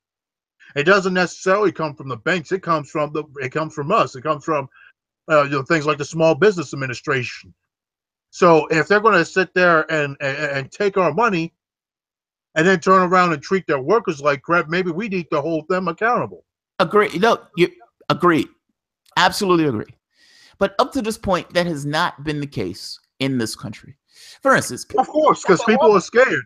Yeah, people still shop at Walmart. Walmart costs what, like $100,000 or $1 million, something to that effect, in every state or every area that Walmart is in, because it pays its workers such low wages that those people use government services. It doesn't stop people from shopping. Exactly. They still shop at Walmart. They still go. They still buy those products, and they say, "Oh my God, I got an awesome deal." I don't give a shit about that worker who's not getting paid and who for Thanksgiving, they don't have the food that they need to get for Thanksgiving. They're using canned goods or whatever else. People get it that people think like that.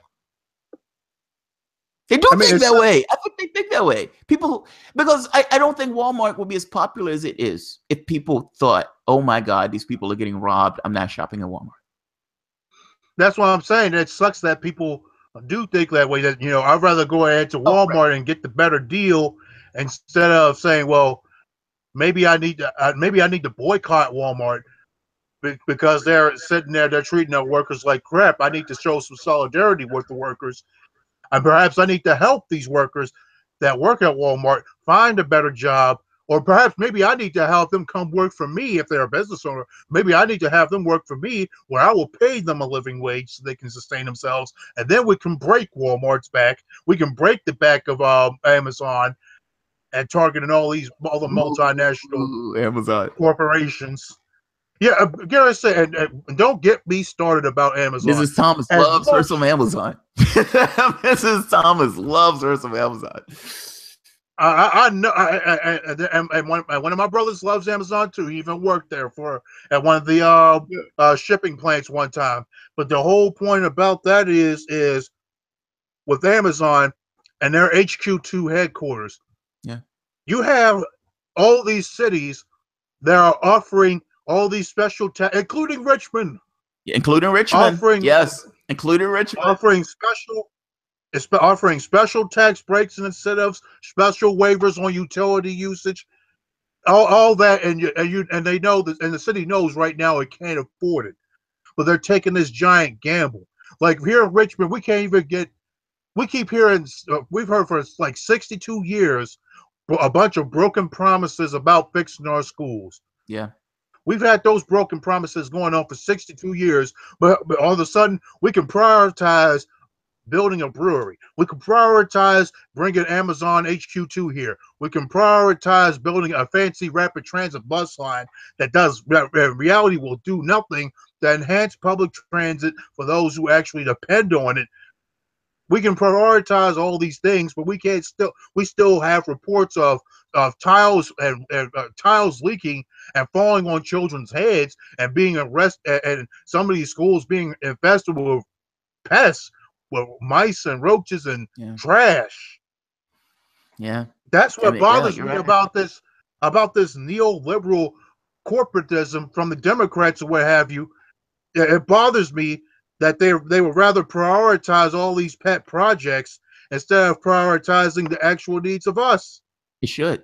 But that's why we have the ballot referendum in the ballot within Richmond City. That's why we have that ballot referendum, because people are sick and tired of it. They've had enough.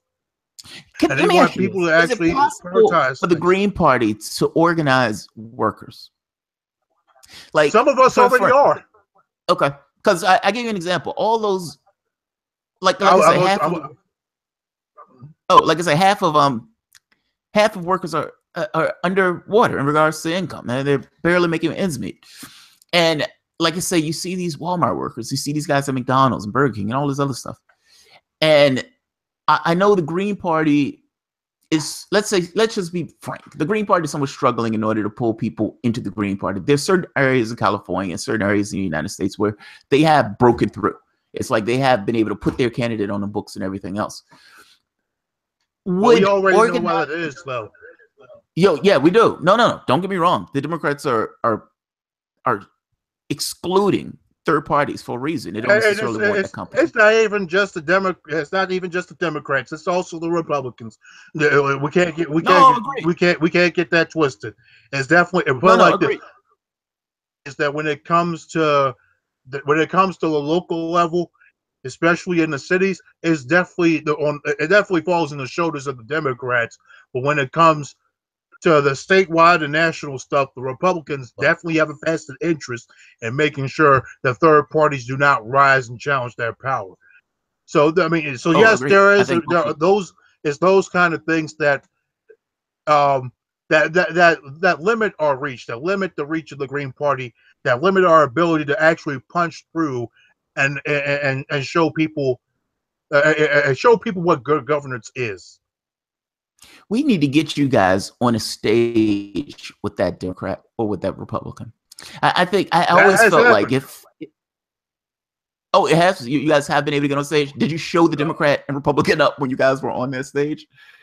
No, the Democrat, put it like this: the Richmond Crusade for Voters a while back, and I'll share the video with you if you like.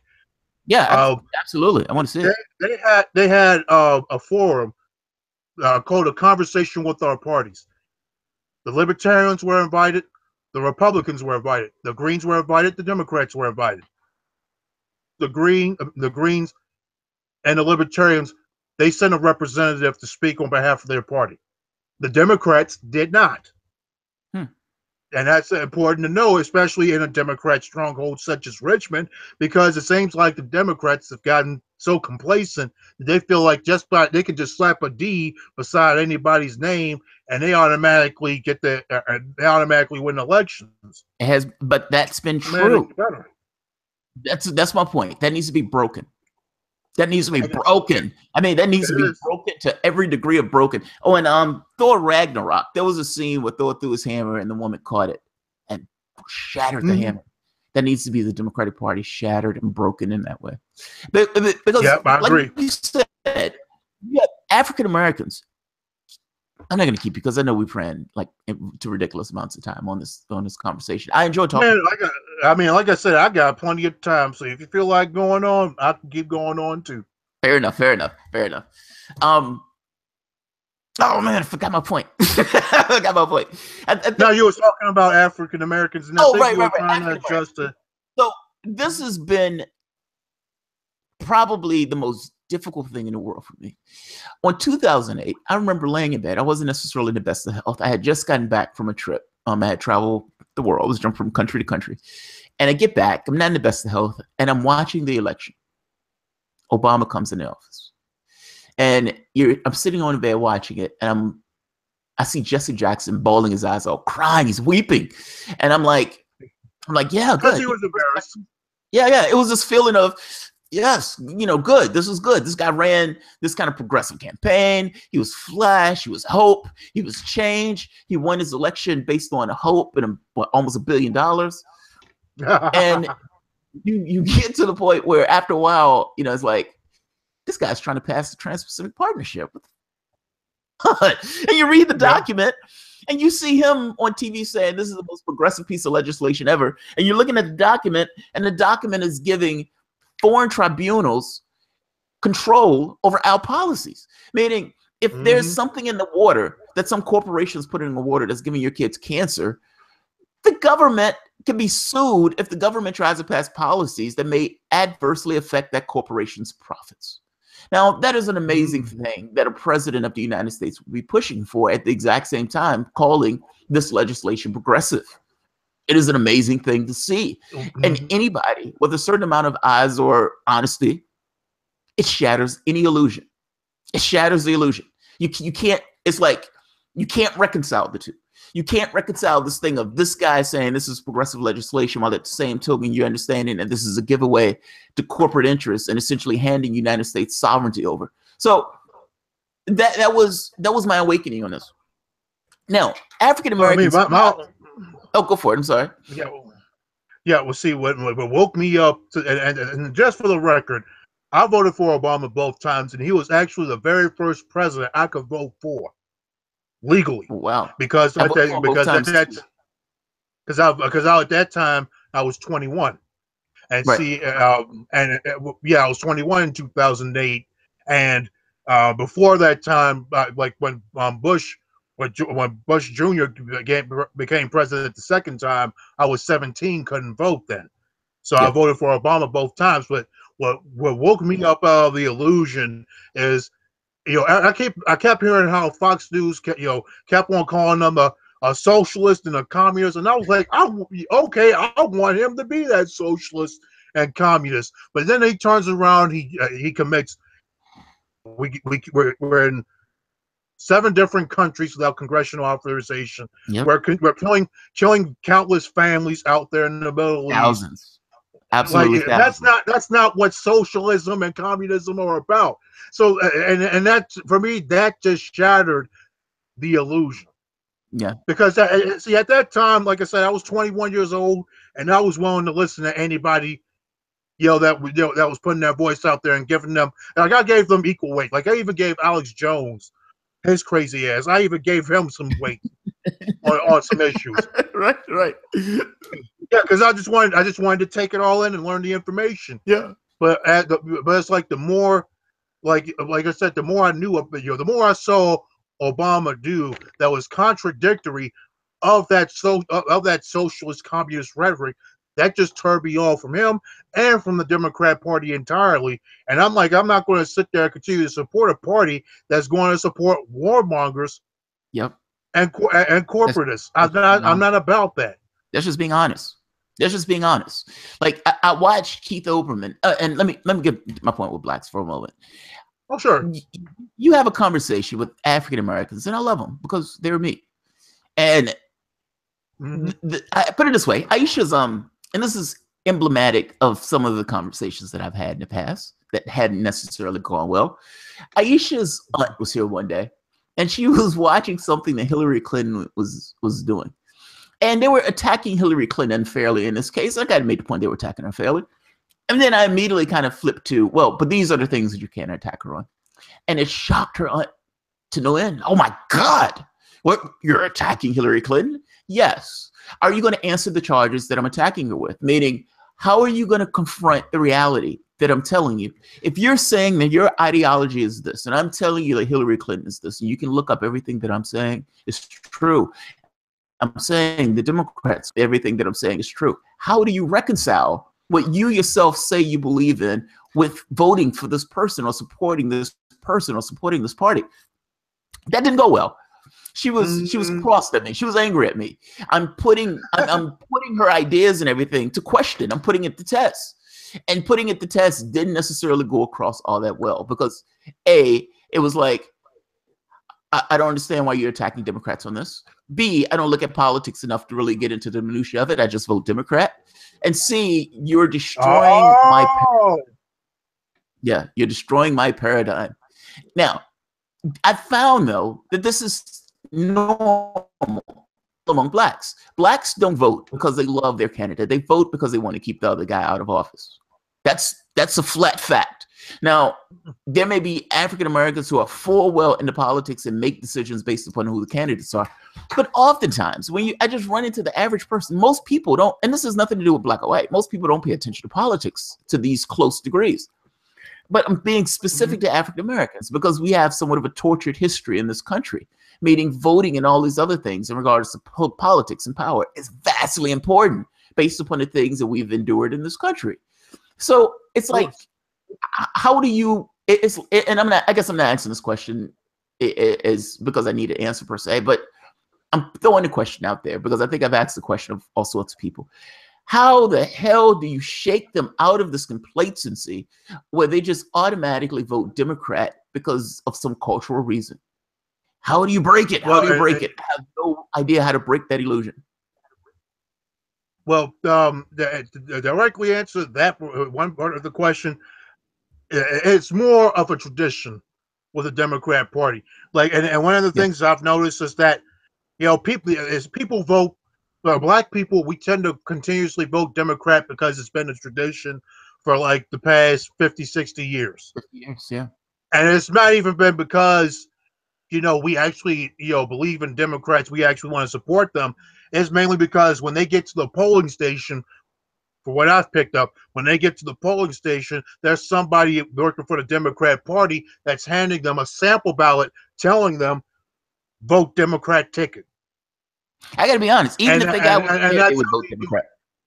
Even if it wasn't there. If nobody was at the polling station, that person would have went to the poll and still said, who's the D? Who's the D? Where's the D? I just need to find the D. I just need to check the D. Whoever the D is. Keep the other batshit crazy guy out of office. Because I think what Democrats know is what I think unions know. And I think unions vote this way too, just out of complacency. Some of them anyway. This thing of the Democrat may be apathetic towards me, but the Republican is going to be out to get me. And there's a massive distinction in those things between somebody who's apathetic versus somebody who may actually come after my interests. Well, I would put it to you like this, and this goes back to another Martin Luther King quote where he mentioned that he was he mentioned that the white moderate is more settled on fighting for a negative peace absent of tension instead of fighting for a positive peace present with justice. Oh, that's fascinating. Say that again. That's fascinating. Yeah, say that again. Say that again. That's Martin Luther King Jr. once said that the reason why he was dissatisfied with the white moderate is because they wanted to fight for a negative peace absent of tension versus a positive peace present with justice. Now, my whole thing is, and that's why you see a lot of black people and a lot of unions voting for the Democrat, even though the Democrat may seem apathetic to both of their issues, is because they are trying to maintain that negative peace. They basically want to be like, well, all right, at least I got some time to kind of, do things for myself without interference. They don't want to actually have to put up a fight. Yeah. Because in order to obtain a positive peace as present with justice, there has to be tension. You have to put up a fight. You have to challenge the powers that be. And that means for some communities, that also means that you lose access to special benefits. And a lot of people are afraid of losing those things. And so that's why they just, continue to vote. That's why you see some of these black-led organizations, they continue to make nice with the Democrat Party and what have you, because they want to maintain that access. They want to be, they want to keep themselves, and mainly some of the leaders in some of these organizations, they just mainly want to keep themselves in good standing so that if they wanted to get a special favor from a Republican or something like that, they could have that. They know they got that open door. You have access Instead of just saying, you know what, screw You know, screw this Republican, screw this Democrat. If these people are not looking out for our community, if they're not looking out for our union, then we're going to organize our own, and we're going to seize power from you. You heard union, and that's why. Oh, I'm sorry. There's a slight lag. Yeah, So sometimes I don't always know. I'm sorry. Oh, that's cool. Yeah, that's why you have organizations like the Industrial Workers of the World that actually give a shit about their members, to actually fight for every person that's in the union. And I am a member of that union, even though I need to catch up my damn dues. But I'm still a member of that union, and I served on its executive board for 2 years. And you see those kind of organizations pop up. You see organizations like the Democratic Socialists of America, come up with a resurgence, and I mentioned them because they endorsed my candidacy.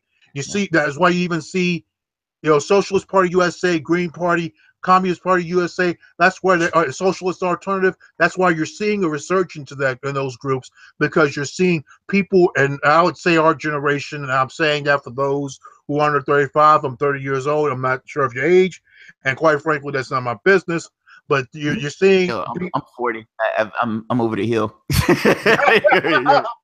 Dang, man, I ain't gonna lie, you don't even look it, man. No, I don't.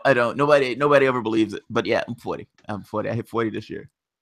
Nobody believes it. Nobody ever believes it. They're like, what? Some guy asked me one day, he was like, so how long, he was like, so how much longer you have in school? What do you mean how much longer I have in school? I was a fucking grown man. I'm like, that's 21. I think I had a book bag or something. It was like, how long have you been in school? It's like, yeah, dude. Yeah, man, you've missed that boat. This is long past 21.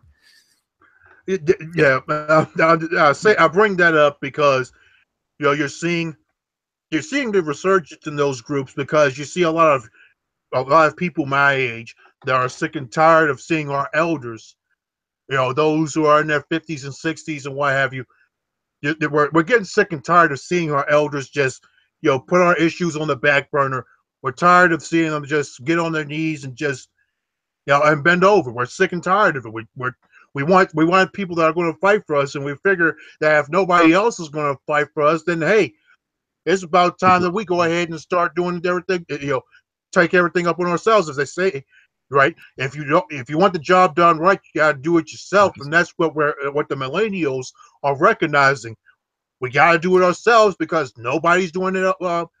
Nobody's willing to take that fight up for us, and it sucks that it's gotten to that point where people feel that they are not, that you have 21-year-olds, you even have 15-year-olds that are more engaged in politics than most of these people in their 50s and 60s and 70s. Their elders have sold them out, hands down. They have sold us down the river. And I'm saying us because it's not just you. You have a situation where your kid, 21 years old, in order to go to school, is going to have $40,000, $50,000 in debt put over their heads just because of temerity to go to school. If you get ill, you have this massive medical bill. I don't give a shit about Obamacare. There's still 30 million people without health care after Obamacare. We're still having this conversation about health care in this country after the last guy had the opportunity to pass health care with a House and a supermajority in the Senate. So, yes, your elders have sold you down the river in regards to jobs, in regards to healthcare, in regards to education, all those things. If you lived in any other European nation, you'll be aghast at what takes place in the United States. You're right. Yeah, millennials need to get to the point. Yeah, millennials need to get to the point of acknowledging these guys have fucked us over for profits. The elderly, for the most part, just accepted whatever was said in regards to politics. They believe that they're political leaders. The millennials, your best case is to acknowledge and accept that these people are fucking you over, and that if you want to get anything done, you're not going to get it through them. It's like your path is the ability to say no, to not necessarily accept the programming of this Democrat, Republican, Coke or Diet Pepsi thing, and say no. They're like to look at this political thing and saying both parties are screwing us over royally, and being willing to accept and say, okay, we need to do something else. Yeah, I'm willing to say no. Both of these parties, and that's exactly what you're seeing from the millennials, from the Gen Xers, and what have you. You're seeing a whole resurgence of people saying, you know what, this system screwed us over. This system took away my 401k, right before I could, right when I was in the middle of my career. This system basically screwed me out of having decent health care and what have you. Made my insurance so unaffordable that I'm now relying on GoFundMe in order to help get money to pay for all my surgeries and chemotherapies and things like that. This system is screwing us over. Like there's they get it. We get it. It's no question that we get it. It's just a matter of every time we try to do something about it on our own accords, we keep telling, well, go through the process, use the system. We go through the process and we get screwed by the system, and we have gotten sick of it. Yeah, you need to walk. I mean, it's one of those things where it's not about going through the process. It's this thing of being willing to say, we're going to walk. We choose neither. Neither is an option. Or if, like I said, if there's a green or libertarian, if it's somebody who represents your interests. I guess I'm not in this camp of like saying completely ignore politics. I guess I'm in this camp of if the person is representing your interests, but being perfectly willing to say neither. Neither of these parties are representing my interests, to be loud about it, be obnoxious about it, like be, not necessarily belligerent, but at the very least get across loudly so other people can see that there are other people like you saying, I am abdicating from this particular system because this particular system is not doing me justice. Exactly. I think that's what millennials need to be. I think that needs to be their fundamental basis. This is not working out for me, so I'm not going to participate. I am going to allow these parties to fail miserably. And the reason I focus on Democrats on this is because I have no expectations of the right. Zero. No. You're absolutely right to have that that mindset. I mean, to go back to your previous point, that's why, for example, you have things like the MGTOWs, the men going their own way because they feel like their issues are not being represented. So that the system is screwing them over. So they just want to just cut off all contact and do their own things. And one of the things that I would like for us as millennials to do is we have to recognize that we need to band together because we are all we got. Yes, agreed. We are all we got. And so, and I'm one of those people. Yes, there are certain things that I truly I don't like the fact that we are still in 2017 talking about racism, talking about sexism, talking about classism, when we should be all united on these things. We should all be united in the idea of everybody living a dignified life. We should be at that. That's the point we should be at right now. But we still have to deal with those things because of past decisions. And what's really happening is all the decisions that were made in the past are now they're now surfacing. We're now feeling all the effects of the past decisions. So that's why we feel like everything is hitting us so hard, because that's exactly what it's doing. The system is actually hitting us. We're the ones that getting smacked upside the head. While the decisions were made back in the past, everything was somewhat peachy, all nice and hunky dory. Let me ask you this: is there anything that I've asked up to this, or I haven't asked you up to this point, that you would like to tell the audience? Well, to simply tell the audience, like, yes, there's a lot of I know this is a long discussion that we've had, but I encourage y'all, if especially if you're just jumping into the stream, to go back and look through all the things that me and Jamal talked about, because there's so many. There are, as you can tell, there's so many things to unpack, so many things that have to be unraveled. And as a green, I'm trying to articulate these things and help unravel them by allowing people to have that knowledge to understand just how it's affecting us, so that we can reverse the curses of those policies and decisions made of the past. But to go out to basically summarize, yes, once again, I am running for the Virginia House of Delegates in the 69th district, which includes most of Southside Richmond and one part of Chesterfield County, or one of their voting precincts. I will be on the ballot as a Green Party candidate. on on November 7th, which is a couple of days from right now. And for those who live in the Richmond area, especially in my district, I encourage you to do the research on myself, do the research on my libertarian opponent and my Democrat opponent, and see exactly why my plan to build the greater good is the best plan moving forward.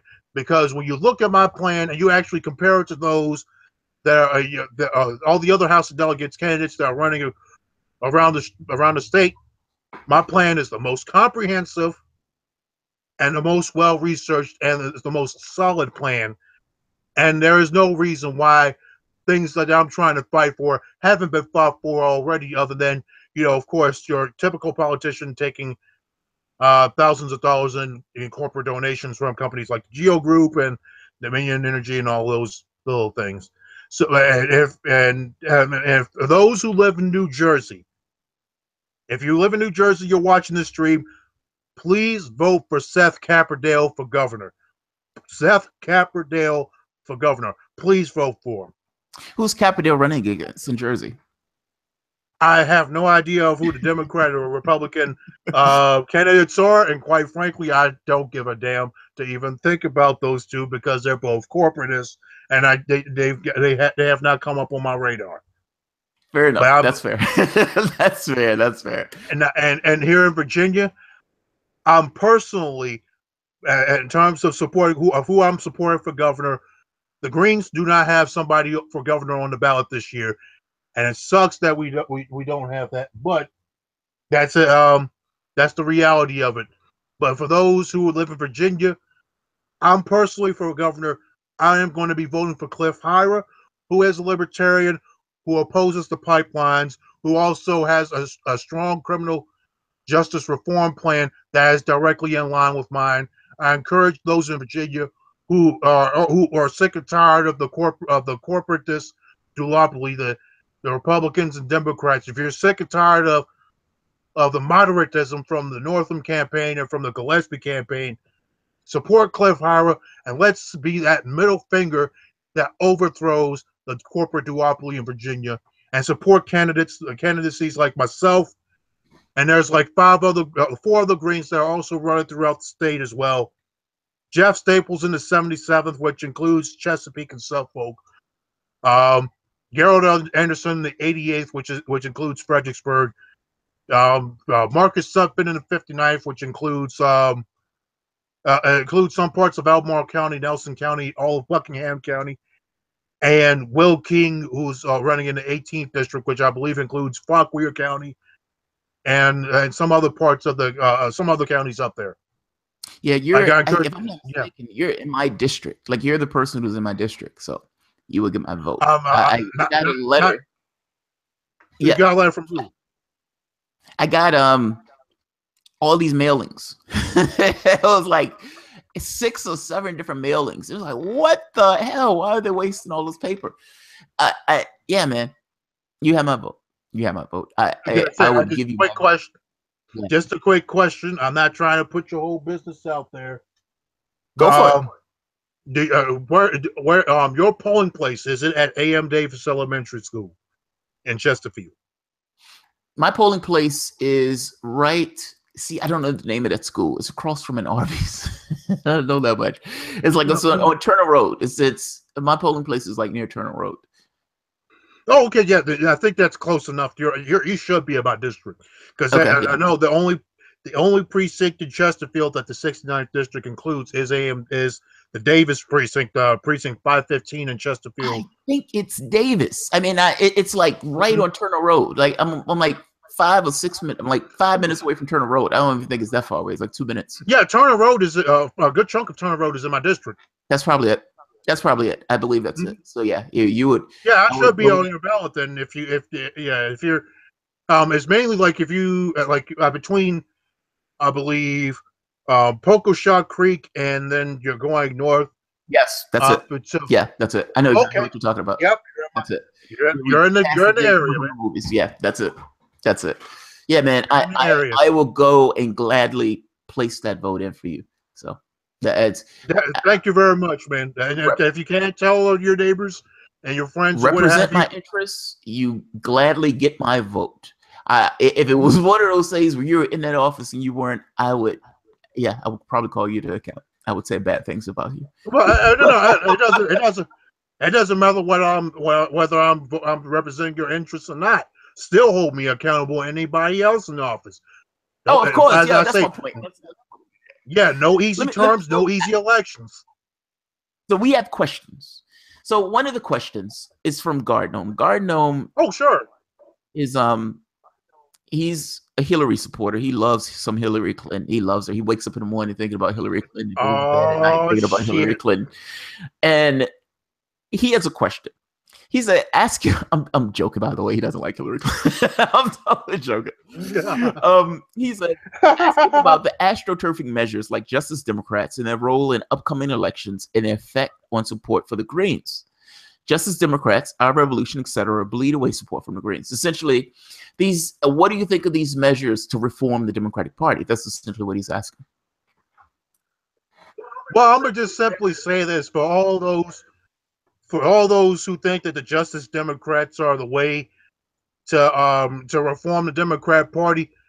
Just keep in mind of what just happened with the leadership changes in the Democrat Party. How the very same people that were supporting Hillary Clinton now have leadership positions. The Justice Democrats, what they're trying to do is an exercise of futility. I mean, yeah, you can raise all the money in the world to primary a corporatist Democrat, but the point is, Democrat has backing and has protection, and they're going to look out for incumbents more than they're going to look out for a newcomer challenger like yourself. So you might as well just go ahead and just leave the Democrats be, let them crash and burn on their own. Don't contribute to their demise. Let them hit rock bottom by themselves. And in the meantime, get on board with things like the Green Party. Get on board with parties like the Socialist Alternative, what have you. Get on board with those kind of parties and build them up, and utilize the power for what you have. Because those are true alternatives. Justice Democrats are basically trying to reform, are basically trying to teach an old dog new tricks. Yeah. To a dog that doesn't want to learn new tricks because it's comfortable with old tricks. Yeah. Yeah. It's funny. They don't want to, they're not trying to play catch the frisbee. All right. That old dog is not trying to go jumping for a frisbee. No, they're not trying. They just want you to give them. They just wanted to give you what's the face? They just want you to give them kibbles and bits and leave them alone. And when they start tearing up your furniture, don't complain about it or what have you. Just let them have their kibbles and bits and destroy your furniture, and you shut up and and just let them do it. Essentially, just vote for me and go in a corner and shut the hell up until it's time for you to vote for me again. Exactly. We vote as you're told and when we tell you. Vote as you're all right. I like that. Vote as you're told and when we tell you. I love that. It's like, because honestly, Northam is essentially that choice. Northam essentially vote as you're told. This guy may not be somebody you like. You may not even know who this guy is. This guy's running as a centrist. I saw a commercial. Well, we were in the petty shop, and the commercial came on with Northam, and he was talking about fiscal responsibility. This guy's a Democrat. He's about fiscal responsibility. He's running as an outright centrist, an unabashed centrist. And I saw that and was like, yeah, good luck. Good luck. Well, you gotta remember that he was a Republican that voted for Bush Bush Jr. both times. So it's obvious that he's going to have some Republican positions on him anyway. So that's why I'm like, though. I mean, it's like if you're going to be a Democrat, be a Democrat. These guys they're trying so hard to be Republicans. What was that guy? The guy, Ossoff. Ossoff ran that campaign. Don't even get me started on that corporatist robot ass. Yeah, they spent $21 million for that fool to lose. For him, he's like, I'm going to do the best Republican impression that I can make, and they chose an actual Republican. And they didn't even, they spent money on a guy that doesn't even live in the district he was trying to run in. They're already in debt. And they're already in debt. They're already millions of dollars in debt. They spent $20 million for that fool to lose. They spent all the money for him to lose. And on top of that, right, they spent more in that district than Hillary Clinton did and still lost. Wow. You know why, right? They were like, we need a win. We need to put a win on the board. I don't give a shit how much it costs. We need a win. Just buy it. Just buy it. It's just like bubbles off the wire. You gotta chase that high. Gotta get that high any way possible. That's all it was about. They were just trying to. We need to beat Trump so bad. We just need a win. We just need any kind of win, and we don't care if they're against the abortion. We need these Democrats to win. Like, what the hell is wrong with the Democrats? If they were throwing a Hail Mary, man. They were praying for that guy to win, and he lost, which is kind of why part of me hopes. Somebody put it really good. They said, I didn't want Hillary Clinton to win. No, how you say? I didn't want I didn't want Donald Trump to win. No. He said, I hated the fact that Donald Trump won, but I love the fact that Hillary Clinton lost. And I love the way that sentiment is summed up. I didn't necessarily want X, but Lord knows I loved Y. And that's kind of the way this is with the thing in Virginia. It's not that I want the Republican to win. Yep. It's I need the Democratic Party to lose. Because from a strategic standpoint, until they continuously lose, they'll never change. If I keep paying you for something that you're not doing, you're going to keep taking a paycheck. And at some point, you stop saying, okay, I can't keep paying you to mow the lawn when you're not actually mowing the lawn. So look, I'm not going to give you the money for this. So at some point, the person either will change or they'll mow the goddamn lawn. I'm saying we're at the point where it needs to reach that point of no. It needs to reach that point of no. Mm-hmm. And he makes a good point. The whole Justice Democrats thing. It's not that I'm against Justice Democrats. In fact, I actually like Paula Swearengin, the one that's running in West Virginia. And if she can take Joe Manchin out that seat, take Joe Manchin's ass out that seat. You have my blessing. I'm all for that. Yeah, I'm all for it. I've met her. The woman is nice as can be, and I actually think she's earnest. But if your organization, of course, at the end of the day is not saying if our candidates lose, we're going to abstain or we're going to vote green, then what's the point? Mm-hmm. Ultimately, you're saying that at the end of the day, regardless of what happens, we're still going to end up voting for the Democrat, even if and when our candidates lose. Then what are you changing? What are you changing? Exactly. I mean, you're essentially like you said, you're astroturfing. You're essentially putting up candidates who have a horrible chance at winning. Yeah, it's like you're taking off. It's like you're taking a diaper off a child, throwing off the turret, but still putting that same dirty, disgusting diaper on that same child. Back on. Yeah. That's exactly what the Justice Democrats are doing. And I don't mean to say that to shit on the Justice Democrats. I understand what they're coming from, what perspective they're coming from to try to reform the party. But like I said, I don't believe that the party is reformable. I believe they have gone past the point of no return. Same with the Republicans, and we just need to let them go die off, and we need to be ready to take their place. Let me slightly rehabilitate Justice Democrats on this, because there is something I do believe. Okay. I think Cenk, when he started this, Cenk and Cal, they started from a good place. Like, I honestly believe that when they said, let's start the Justice Democrats, these contradictions from the standpoint of having a media organization, deal with politics is like, how can I trust what you're saying as a media organization if you have a dog in this hunt? You're pushing a candidate and you're talking to the other candidate. It's like, am I supposed to believe that the conversation you're having with the guy who you're not going for? Like, come on. It's the same incentive structures in this kind of capitalist system, or the same incentive structure is built in their system that they're complaining about. They're taking, these guys are taking cash and doing favors. It's like, but you have a dog in the hunt. You've created an incentive structure where your journalistic organization now has a dog in the hunt. Exactly. That type of thing. So that part I get. But I understood from their standpoint, we need to change things. We want to make things different. We want to make things better. So I think they're coming from a decent place. I think they're being earnest in that sense. Mm-hmm. But it becomes, do you believe you can do it? And if if you, how can I say this? I always say vote for the very specific candidate. You know what I mean? It's like if you believe that this very specific person is going to do it. Because, for instance, I would vote for Tulsi Gabbard. I actually like Tulsi Gabbard. And even though she has a D beside her name, the D beside her name is it's a hindrance to the vote. But because of who she is, I would vote for her. It's this question of whether she was anti-war candidate. Yeah, but Gardner has a point. It's like, is this bleeding away votes from Greens? And the second point, if their candidate loses, meaning if Paula Swearengin loses, is Justice Democrats going to say vote for Joe Manchin over the Republican? That's the question I'm fascinated by. That's what bothers me. Loses, yeah. That's what I want to know. Are they going to push for Greens? Are they going to push for Indies? Or is it purely just for Democrats?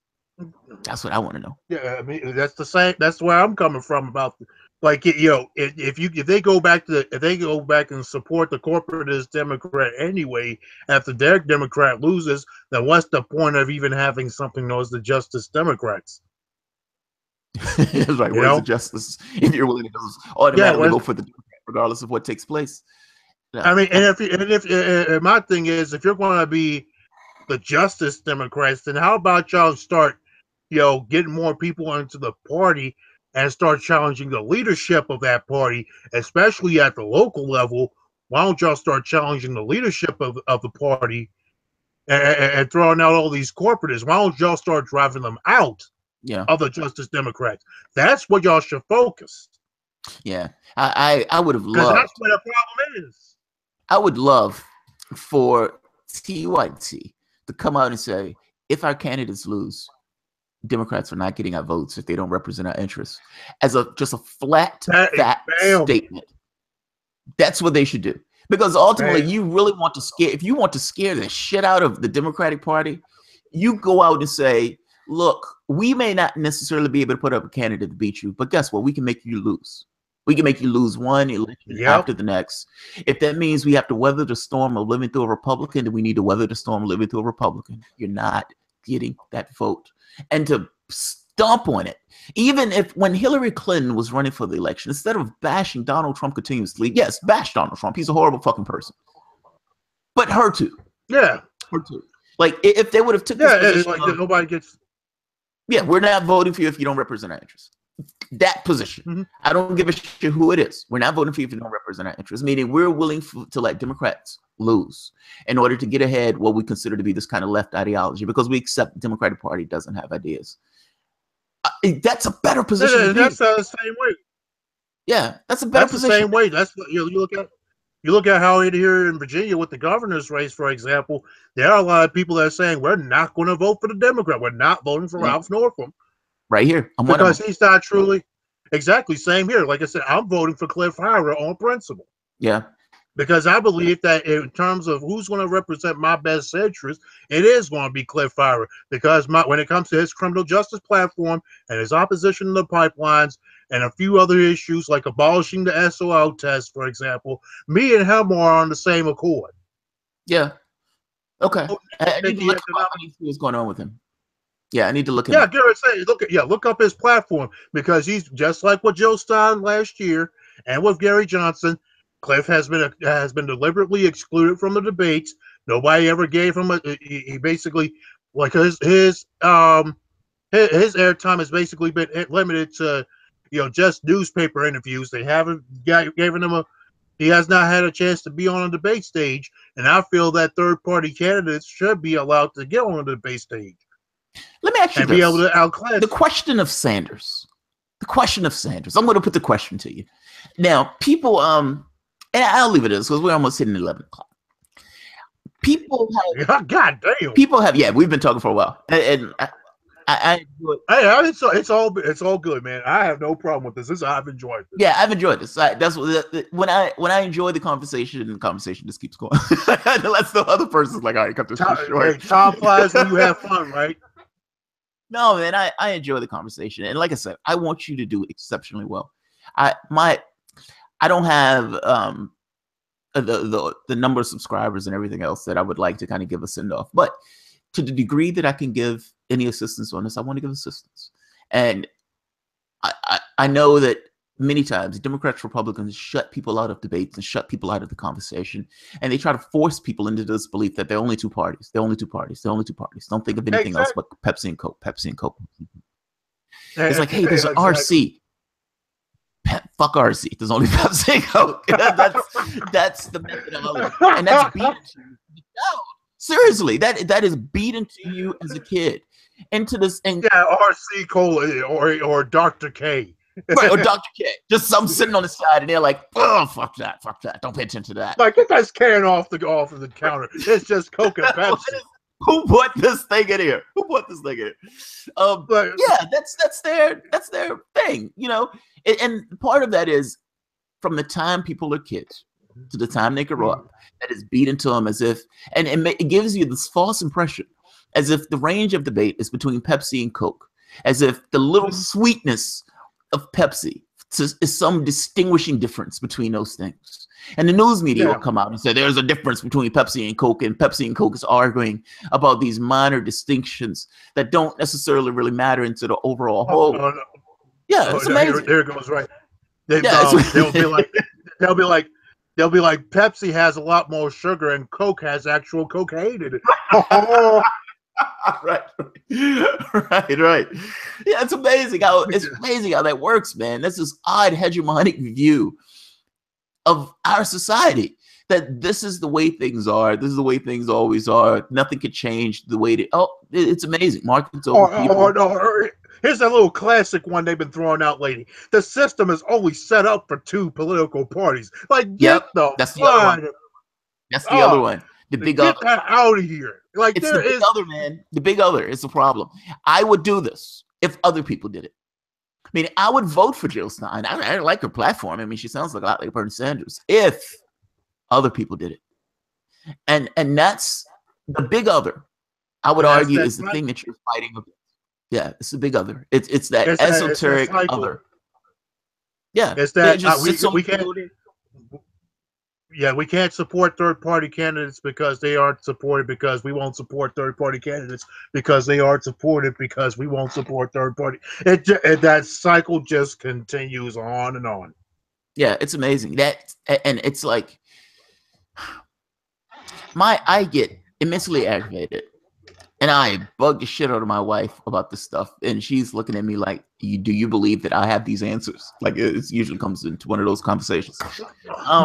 I don't understand why people don't see this the way I do. And I know that's immensely arrogant to say, but I say that purely from the standpoint. No. It's a perfectly accurate thing to say, because what you're actually trying to explain matters of fact to people. It's going to, like I said earlier, it's going to create that tension. Yeah. It's just a matter of whether they're, and for me, I'm one of those people. I'm not trying to necessarily change your mind. I'm trying to give you the information. No, I'm trying to change your mind. No, I say that because I tell people, do your research for yourself. Go see why I'm speaking on the things I'm speaking of, and then you will come to that conclusion. See, I want to give people that information so they can find out for themselves.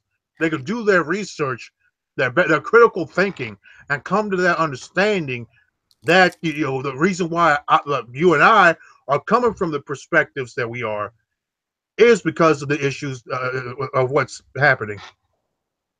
See, I don't. Oh wow, what just took place? Oh, there we are.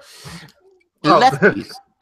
So lefties has a bias, or they have a bias, and it's a bias that lefties need to be broken out of. You included. I absolutely like you, but this is a bias that every lefties need to be broken out of. They believe that people make decisions based on the information that they're given. I don't believe that. I think in the same way that you have Donna Brazile coming out saying, hey, they cheated our candidate, and you have these other guys coming out saying, no, we just need to move forward, and there's no cheating that's taking place. Pay no attention to your lying goddamn eyes. And you're going to have a large section of people that say, well, they said pay no attention to our lying eyes, so we're just going to keep it moving. Yeah, it's kind of like with 9/11. Yeah. Well, it shocks people's. How can I say this? Yeah, and I say that because I say that because go for it. Yeah, I say that because a few days afterwards, George Bush was coming out saying, "Continue to live your lives as normal," and that's what everybody, did after they wound up slipping themselves into complacency and all that good stuff. And that's what, so that's why I bring up that comparison. But I mean, you make an accurate point. It's just hard to get people. It's like, because look, I'm the same. I had a conversation with one of the guys. I went to a tech conference recently, and one of the guys that was at the tech conference that I met, I had known the guy for a while. I used to work with him. He used to be my team lead. And during that time when he was my team lead, he was against both parties, and I was a devout Obama supporter. And he posed questions to me that I couldn't answer. He asked me about torture. He asked me about Bush getting off. He asked me about this thing of what else did he ask me about? He asked me about one thing after the next. And I was stuck in this situation of, you're right, I can't answer that. Like, I can't resolve what he said he is versus what you're saying, because what you're saying is true. The whistleblower thing, he was like, how's this guy locking up Manning for releasing information about the military murdering a Reuters agent?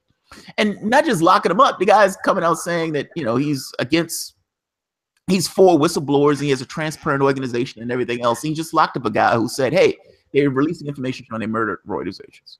So he was asking one question, I couldn't answer questions. Now, that didn't stop me from being an Obama supporter. I left that thinking, okay, well, I just can't answer those questions. Life goes on. Like, it's not, I wish it was as easy as, here's information, this is the factual data of it, this is the bare bones reality of the situation. It seems that people usually create things to allow them to get past and maintain the way they are. Their paradigm. Well, I would, and to further your point, one of the things I've also noticed is how the most people come to their conclusions based on emotions. Yes. They come to their conclusions based on emotions, mainly on who's able to speak the best, who's able to gesticulate better than their opponents or what have you. Yeah. Who's able to say something that I really care about, in a more passionate way that shows me that they, care about it. It's all about some people. Some people have that emotional, optical appeal, and you're absolutely right about that. And right. And like I said, you're right. That is something I gotta break out, because, like I said, I'm used to always having to, provide that information, but people and I would provide it on a regular, but people wouldn't change their minds even after I presented it to them, and they know I'm right anyway. And so it's like it's like you hate the fact that you gotta go to emotional appeals to make your point across, but at the same time, it's like it's your only recourse. Yeah, it's almost like that's where you have to go in order to get it. Yeah, it's spectacle, and it's almost like you have to put on this kind of it becomes this combination between, look, here's the actual information, and here's some spectacle along with this information to draw you in. It's so strange. I mean, that's one of the ways that Trump won. I mean, he was able to use emotional appeal. He was able to go around and say all kinds of stuff about black people and Mexicans and what have you, but he was able to say it in a way that appealed to people's emotions, that scared, that created that environment of fear in his supporters enough to where they decided, like, well, we're going to vote for Trump because I'm scared that this is going to happen. Make America great again. Yeah. Yeah, exactly. And it's just like what Joe Stein said. We need to stop the politics of fear. We do, but it's how do you get around it? If when you're abroad, how do we get? Yeah, you're right. In Britain, it was the same way. Jeremy Corbyn is going to crash the economy. Jeremy Corbyn is going to be a Russian plant. Jeremy Corbyn is, all the stuff that they were throwing at Jeremy Corbyn, it didn't work. But Lord knows they tried. Yes. They tried big time. Same thing with Sanders. Oh, Sanders is going to crash the economy. Sanders' system is going to cost $10 trillion. Sanders, all this insane, crazy stuff. Even when they talk about jobs, they're saying it from the perspective of threatening your job. Oh, you're going to need a job. Oh, I'm going to do this for jobs. Oh, all of these things are threatening your livelihood. That's what they're talking about. When they're bringing this stuff up. Or some people will be like, oh, these people or these robots are about to take your job. Yeah. like I said, it goes back to that emotional appeal, that divide and conquer strategy to get us to look at each other and say, well, this person is my enemy and this person is my Yeah, it's my enemy, neighbor. not realizing that the actual enemy is the one that built the ceiling on top of our head, Yeah. to make sure that we don't see exactly what's going on. And perhaps we need to put our collective strength together and the one powerful fist and punch through that fucking floor. You know, the thing I would love would be if the people from the right, because you have this section now of righties and lefties who coincide at a certain point. Now, there are going to be things that we vehemently disagree with these guys with. And maybe the collective action in this sense is just on the things that we agree with. We just agree and we just hit it at the exact same time, not necessarily holding hands when we take that hit. But there are things that I have Trumpers on my channel, and it shocks the shit out of me every time somebody tells me they're a Trump supporter on my channel, because I deride the guy as a reality show host every time I bring his name up. Down in China hands. Yeah, right. right. But I think what they is that I am antagonistic towards the way this system is set up, and that I try to have a fundamental level of integrity when I look at evaluating both sides. I mean, when I look at the political landscape and I give my evaluation, I try to be honest about my evaluation, regardless of how I personally feel about the people who I'm talking about. Like, I may deride Trump in one voice, and then in the very next voice say, I like the fact that he did X. I wish, God knows I wish, when I go to sleep at night at 3 a.m, when I'm speaking to my maker, if anybody is there, the thing that I wish, the thing that I look for is it possible to any degree that's possible for the left and the right to join hands and break the way this thing is organized? We will fight vehemently on certain things when we get in office and everything else, but at the very least agree that corruption and money should not be part of this political discussion. Like, because I think that's something that the right also agrees with, that money shouldn't be the deciding factor in the debate that we're having. And right now, money is the sole and almost deciding factor in the conversation we're having. And I honestly to God wish the left. Oh, well, I look at it like this. When it comes to the right, see, one of the things I've noticed is that when they talk about they don't want money in politics, they're talking about they don't want union money in politics. They don't want grassroots organization money in politics. That if that grassroots organization is coming from the left, has a you think so? You think it's that callous? I mean, like, you think it's? I think that's where it's coming from. Because see, they don't mind things. Organizations like the National Rifle Association, can give money to candidates. They don't mind They don't mind the Koch brothers giving money to candidates. They even defend, people like the Koch brothers giving money to candidates. That's what I've noticed. But when it comes to unions, when it comes to grassroots organizations and things like that, they don't want any. They don't want any of that kind of money going into politics. They feel that only the money that they have, the money that comes from the companies that they like, should be the money that is involved in politics. And the left is saying should be in politics. Period. Oh man, So it's not necessarily that we can't that the right and the left can't get along on certain issues. It's that they're looking at it from a mutually exclusive perspective. We're looking at it from a mutually inclusive perspective, where they're saying only our money should be allowed in politics, and we're saying none of that money should be allowed in politics. It's those kind of things or like with gun rights, for example. They look at gun ownership and gun rights. They're like, well, you see how the NRA, for example, they'll defend white police officers, they'll defend white gun owners, but when it's a person like Philandro Castile, who was wrongfully executed by a cop for just simply saying that he had a gun, the NRA is not standing up to defend Castile and his family. And that's what I'm saying is what I'm seeing with the right is that selectiveness and who they choose to support. Whereas with the left, we're simply saying, everybody should be supported. No, Like, that's true. I agree. I agree to a point. Like I support the Second Amendment. I'm a person that I believe everybody, should have the right to own a gun, but because I believe every community has the right to defend themselves against government repression. Think of the Black Panthers and what they were trying to do in California before the passage of the Malfoy Act, right?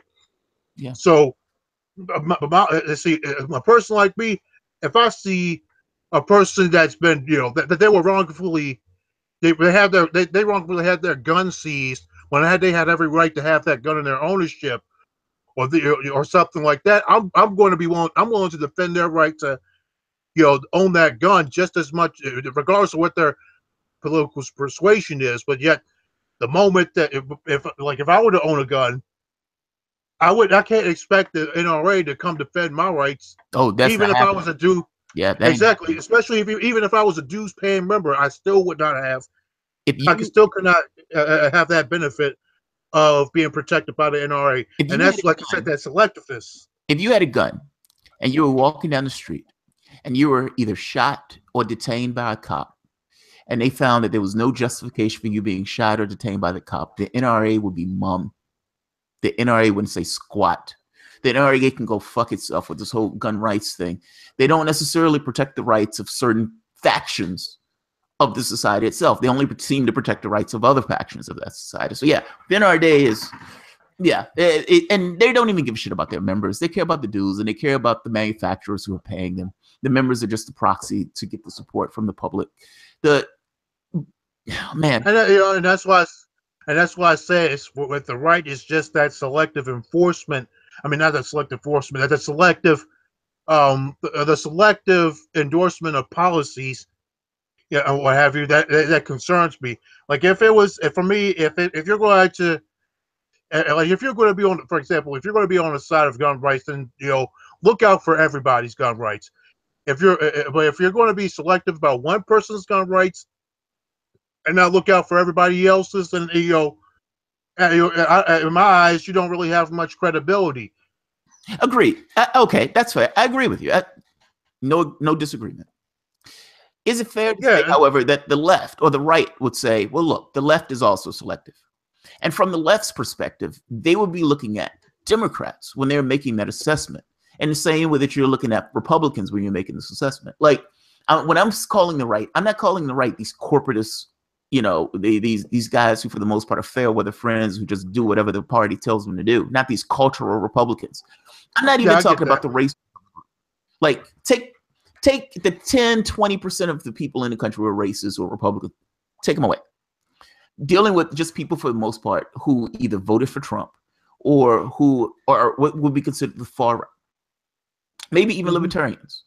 Now, they're a fundamentally different group to some degree. Like, so you would get a libertarian who said, look, I don't want us bombing these countries. I don't want us in one country after the next killing these civilians. I don't think our military should be doing that. Rand Paul, well of the Senate, screaming at the top of his lungs that we should not be in these countries. And at the very least, if you're going to give this maniac those powers, you need to vote to give him those powers. There are Rand Paul Republicans out there. Like there are people on the right who will toe that particular line and hold to that particular level.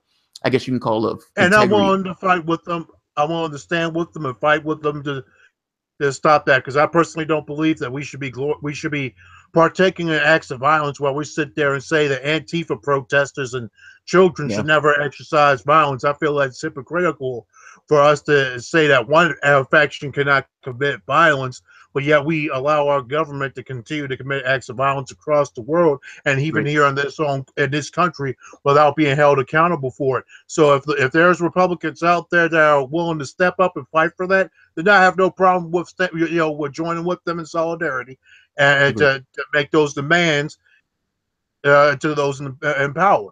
I have no problem with that. It's just like I said, as long as they're willing to say that it should occur for every instance, that we should never, ever, ever be at war with another country unless it's for actual self-defense.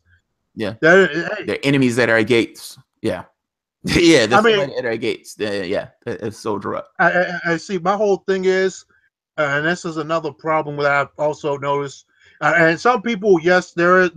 Some people will say that the left is selective to a point. They feel like with the right, for example, they feel like, oh, well, you're always looking out for black people. You're always looking out for Muslims, even though they're committing these acts of terrorism.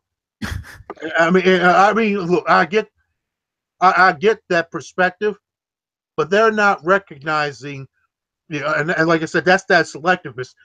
They're not recognizing why these things are happening. They're not recognizing that the reason why, for example, why there are so many Middle Easterners fleeing into European countries, into the United States, is because of United States foreign policy and how we have wreaked havoc in Syria, Iraq, Afghanistan, Libya, to stabilize those countries, to stabilize some South American countries, and force those people who otherwise would be living a decent life in their homelands to flee to our country because they're trying to escape the oppression that our nations are putting them under. That's Agree. where I would like the right. I would like the right to recognize that the Muslims, the Muslims, black people, what have you, they are not enemies.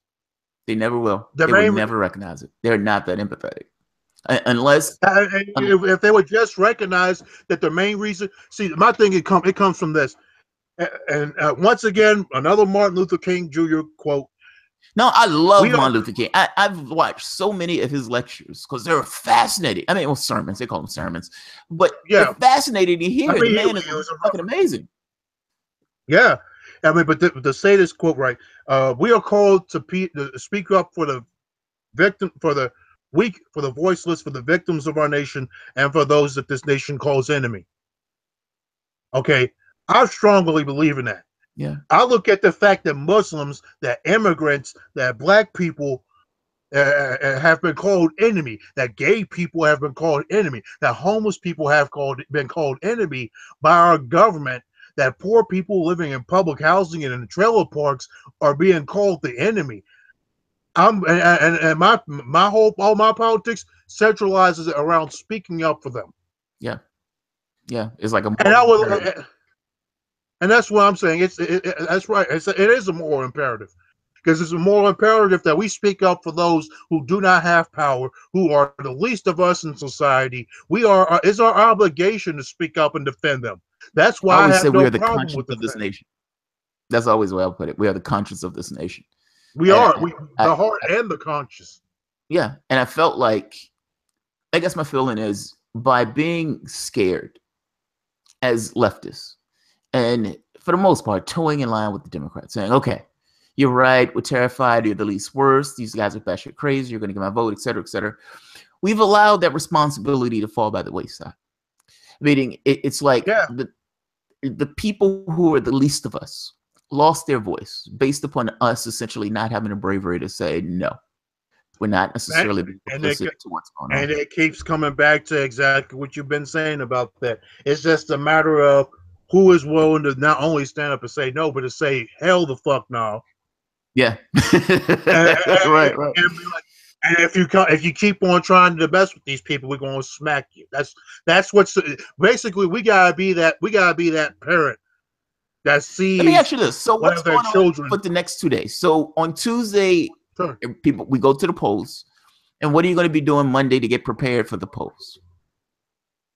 Well, on Monday, I actually have a meeting with those who have volunteered to work the polls on my behalf, get things ready like sample ballots and stuff like that, and then like we'll be having that meeting tomorrow, and then Tuesday I will be out working the polls, but now just for a point of information, state law prohibits candidates from being at a polling station for more than 10 minutes per polling place per election day. So basically, I would only be able to be at your polling location for 10 minutes during election day at my polling place, which is Swansboro Elementary, for 10 minutes, or any of the other polling places. Like I could be at one polling station at a time. I could visit them all, but I can't be at them for longer than 10 minutes. So my plan is, at least I go there, I cast my ballot, I go ahead and talk to voters that may be standing on the line for a few moments, and then I leave, go to the next one. and let the cycle repeat itself until I've visited them all. You're gonna have a busy day on Tuesday, man, and I wish you all the luck in the world. Wait, I'm going to need it. Do they have polling or anything else for Richmond? I don't know if they have it for district races. Not to my knowledge. The last check, if you wanted to do a poll on your particular race, depending on how you do it, if you do it by phone, it costs you up to $20,000. Oh, are you serious? Yeah, if you do it online, it costs you maybe about $4,000. Either way, it's expensive as hell. And as far as I'm concerned, the only polls I'm concerned with are the polls that come out on election day when everybody casts their ballots. So as far as I'm concerned, I felt that was not a priority of my campaign. So I just was like, well, I just want signs. Yeah, we'll see what happens on election day. Wow, that's they get you out of the way, man. Yeah. It's like, I want a poll. Okay, that's going to be $20,000. What am I going to do to get to $20,000? Like, that's exactly. See, now my opponent is connected to a lot of wealth. She has connections to the Weinstein family because she's related to the Weinstein family, and that's a big money donor that is involved in real estate. So they toss her money left and right, and of course she gets money from all the corporate interests. Yeah. So the money, she actually spent the money, like according to the Virginia Public Access Project, she spent about $22,000 on consultants. Okay. Now, myself, I've only raised nearly $2,000,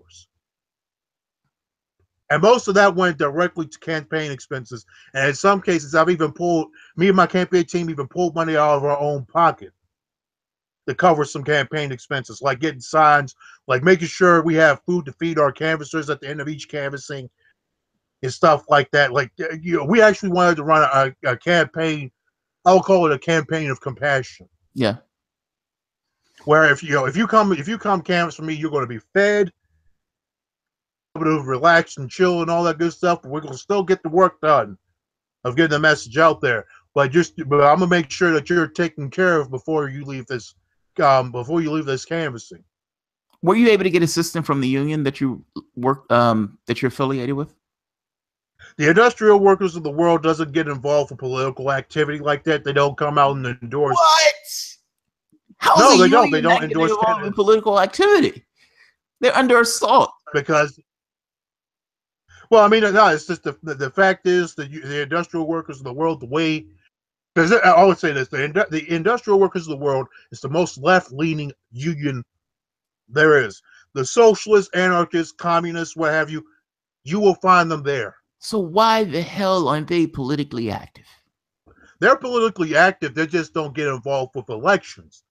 Okay. And on top of that, to my understanding, because they are a nonprofit or what have you, they cannot come out and endorse candidates anyway. I see. But I mean, but I don't have a problem with that personally because, the way they look at things is, well, we're looking out for the workers. We're looking out for the unemployed. We're looking out for those who are being exploited for their labor in the prison industry. We're looking out for them. Being involved in politics takes our direction away from that, and we want to focus on on our task, which is looking out for all workers from all industries. And that's why I support that union wholeheartedly. I support unions too. Unions have my full-throated support, hands down. No, personally, I don't support that union that called for Justin Fairfax to be whitewashed off the literature from the Northam campaign. Yeah, I don't support that particular behavior because they support the pipelines. I guess. Oh, right. Yeah, you're right. There will be some unions, and Fairfax doesn't. He's the only candidate candidate from the two major parties that was against it. Doesn't support. He's the best. Put it like this: he's the best the Democrats got. I guess my feeling, you're a union, and you're under assault, which you are. I mean, union membership has been dwindling over the course of the last, 50 years. The Democrats have pretty much been apathetic. The Republicans have gone after them. If you're going to assist workers and the poor and the middle class, I don't know how you do that outside of politics. And if you're under assault and you're under attack, oh man, I just look, the unions have been affiliated with the Democratic Party for God knows how long.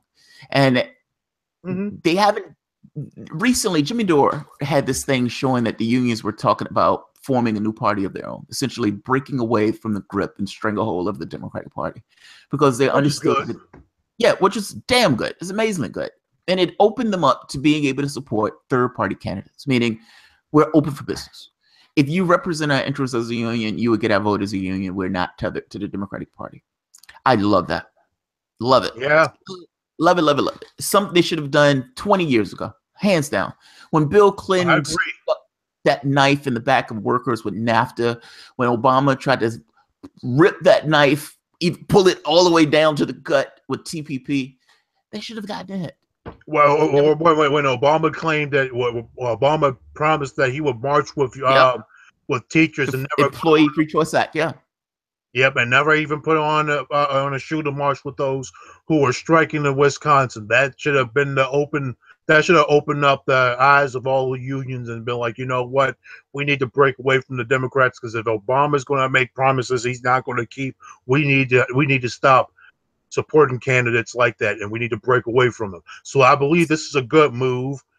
Yeah, but I'm also, personally, as a radical socialist, I am wary of unions that look at, or police unions.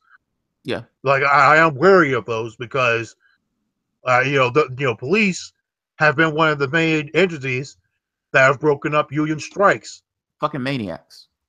They're fucking maniacs. That's what I'm saying. That's what I'm saying. Like, why would the AFL-CIO, for example, welcome in police into their union, knowing that those officers may very well be spying on union activities and reporting back? Yeah, you can't trust. I don't know. I don't understand why they would trust cops on this. I honestly don't. It's don't. Like you have an organization that's set up literally to put people in cages. And in putting those people in cages, these guys go around the country, driving around, and for the most part, do whatever they want, full well knowing that if anything takes place, they're free of charge. They can murder somebody, they can beat the shit out of somebody, you can catch it on video, and those people will still walk and go home and eat Cheerios. They can also lie to you. Yeah, the last thing I would do is put those maniacs in any union at all. Like I wouldn't dare having people in my union. I wouldn't. How could you trust what they're doing? How can you trust their activities? They're avatars of the state. It's like what? Exactly. Yeah, that's a horrible idea.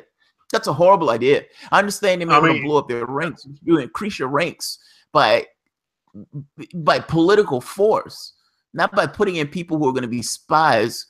Look, I mean, I don't know if they're necessarily going to be spies. You know what I mean? It's just, it seems like. It's just you don't, when you have a group of people that have historically worked against your causes, and even worked to violently break up your efforts to advance your causes, you don't let those people come into your union.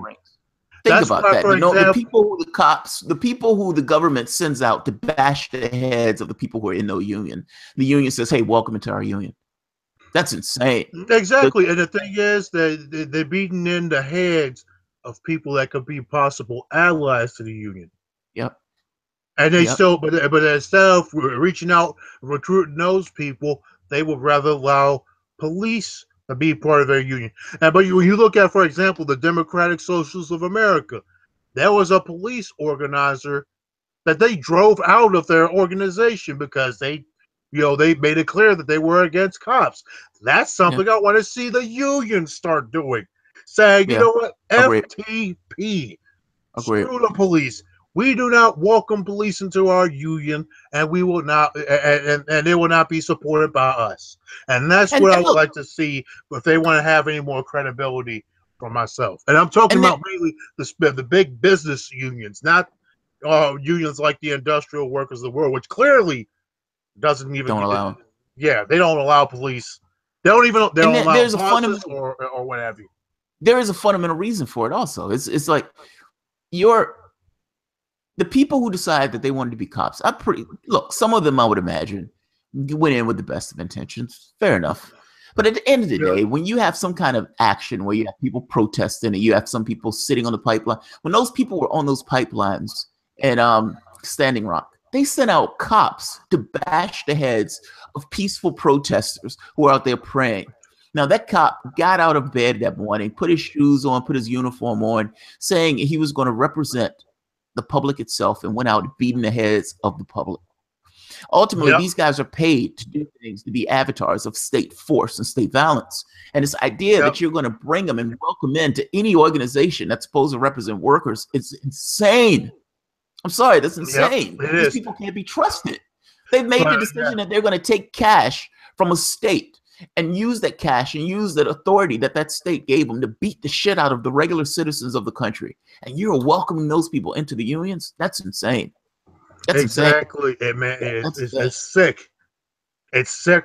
Yeah, and that's why I say, the police, personally, I would like to see the police disbanded and abolished. But I know we're not going to. We're both of us are not willing to take it that far. Yeah. So one of the things I would like to do if I get elected is put in, strong checks on police power, like banning civil asset forfeiture. Yes. Banning that. Demilitarizing police departments, disarming police departments, all those kinds of things. I would like to do. Yeah. Because I mean, basically, we need to take the incentive and profit out of policing.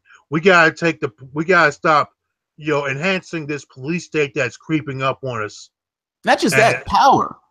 I mean, the disadvantage in regards to having this maniac on the streets and the person who they're supposed to, you're assuming that this is some good guy who you've given this level of authority to. Why am I so assuming that? Like, why does the public just automatically assume that some random guy that they gave a badge to is all of a sudden some good human being that's going to act with integrity with the power that they gave him? That's fucking insane to me. Like, these guys will be in front of a judge, and the judge will just take whatever the cop says.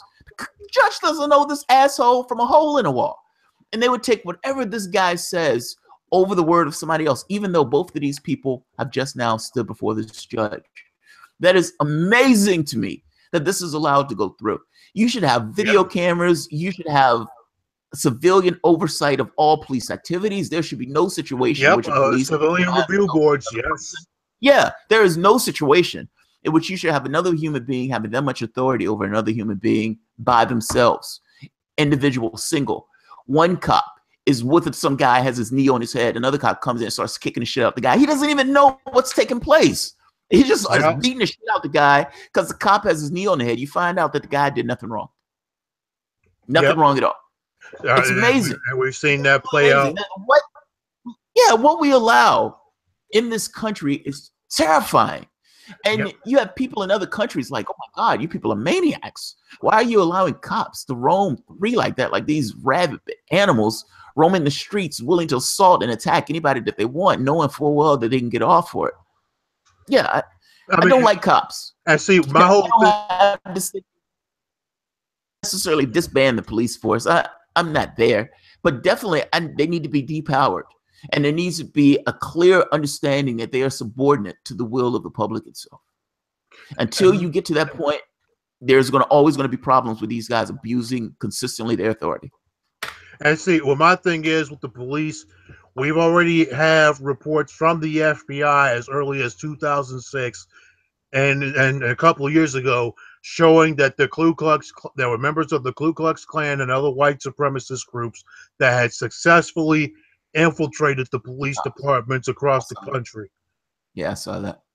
And so that's why I'm like, that's why I'm calling for the disbanding of police, because of the fact that we have, there are white supremacists that have infiltrated those police departments. The infiltrated police departments across the country, and that's probably why we're seeing all these killings of people with impunity, because these are the same people that believe that anybody that doesn't share their skin color is not worthy of an existence, nonetheless, of any special human rights or what have you. So they, they carry out what they carry out with impunity. That's why Standing Rock happened. That's why Eric Gardner and Valandro Castillo and Sandra Bland and India Kager were killed, because they felt that, those people didn't have any kind of rights. And there's no consequence. Exactly. There's no consequence. I don't. I guess my feeling is disbanding is strong, even though I understand where the position comes from. My feeling is many of the things that go on in our country has to do, I would argue, with the economic basis. Like if you're putting people in this kind of cauldron of difficulty and you have society arranged in a particular way, when you pull somebody up and you put somebody in front of the court, I would argue that to some degree, you also have to put society on trial, because that person didn't become that way just because that person became that way. It's not this kind of individualistic choice. No one was born a racist. No one was born anti-Semitic. Those people were conformed and built that way based on the society to which they existed in. Exactly. It's all about what they were. It's all a system of a pattern of learned behavior. Yeah. Yes, exactly. And it's this thing of, there needs to be systemic changes in the country where how we're organized is changed in a way where we're not creating these maniacs. And I'm not talking about just cops. I'm talking about even the guy who went out and killed those 27 people at that church, or the other people in the Texas. We have a mass killing almost every day. And it's this, this what happened in Nevada with the guy. Yeah, right, in Nevada. All those people. And I'm suspicious of that one personally. I think it was more than one shooter. I think it was. It could be. I'm not against the multiple shooter thing. That doesn't. I've heard people say false flag. Me. I mean, whether it's false flag or not, I mean, it's just, my thing is, one person cannot carry all those weapons and not be detected. That could be true. That could totally be true. Like you're talking about going into a high dollar resort facility, like you think, where there's a lot of big money folks. You think they would want some more protection than just somebody being able to walk up in a hotel like that with all kinds of weaponry. And like I said, there were eyewitness accounts that were talking about, well, there were multiple shooters. Let's postulate for the moment that there were multiple shooters. I guess my feeling is these things happen all throughout the country nearly every day. And this is a terrifying reality that people live, and people think that this reality is perfectly normal in the way that people behave. It's not normal. This is not the way human beings behave. We've just been desensitized to the violence. That's exactly what it is. That's why it's becoming normal for us, because we are being desensitized to it. We also, like I said earlier, we have to look at the fact that we're at war with 7 different countries without congressional authorization, and as such, that's going to contribute to that desensitization, because we're thinking, oh crap, we're all this violence is going on. Well, I guess that's just a part of life. Yeah. And it shouldn't be that way. We were not humans not put on this earth to harm each other, to kill each other, to deprive each other of resources. We weren't meant to do that. We were meant to band together and work collectively for the greater good of all of our fellow human beings and the world itself and all of its living creatures. Not to get all biblical and shit, but we were do your biblical thing. Do your thing. I mean, we were put on earth by a creator of some kind to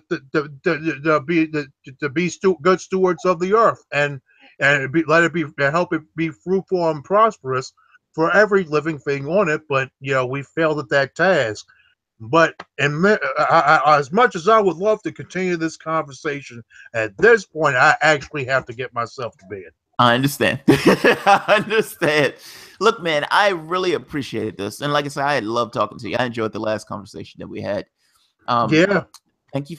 I mean, like I said, for me, this is one the last time was more of me being a candidate. This time, I was just glad that I was able to sit down with you, and we could just shoot, as I say, shoot the shit together, talk candidly about subjects without that extra added weight of being a candidate. And that's the kind of discussions we need to really have.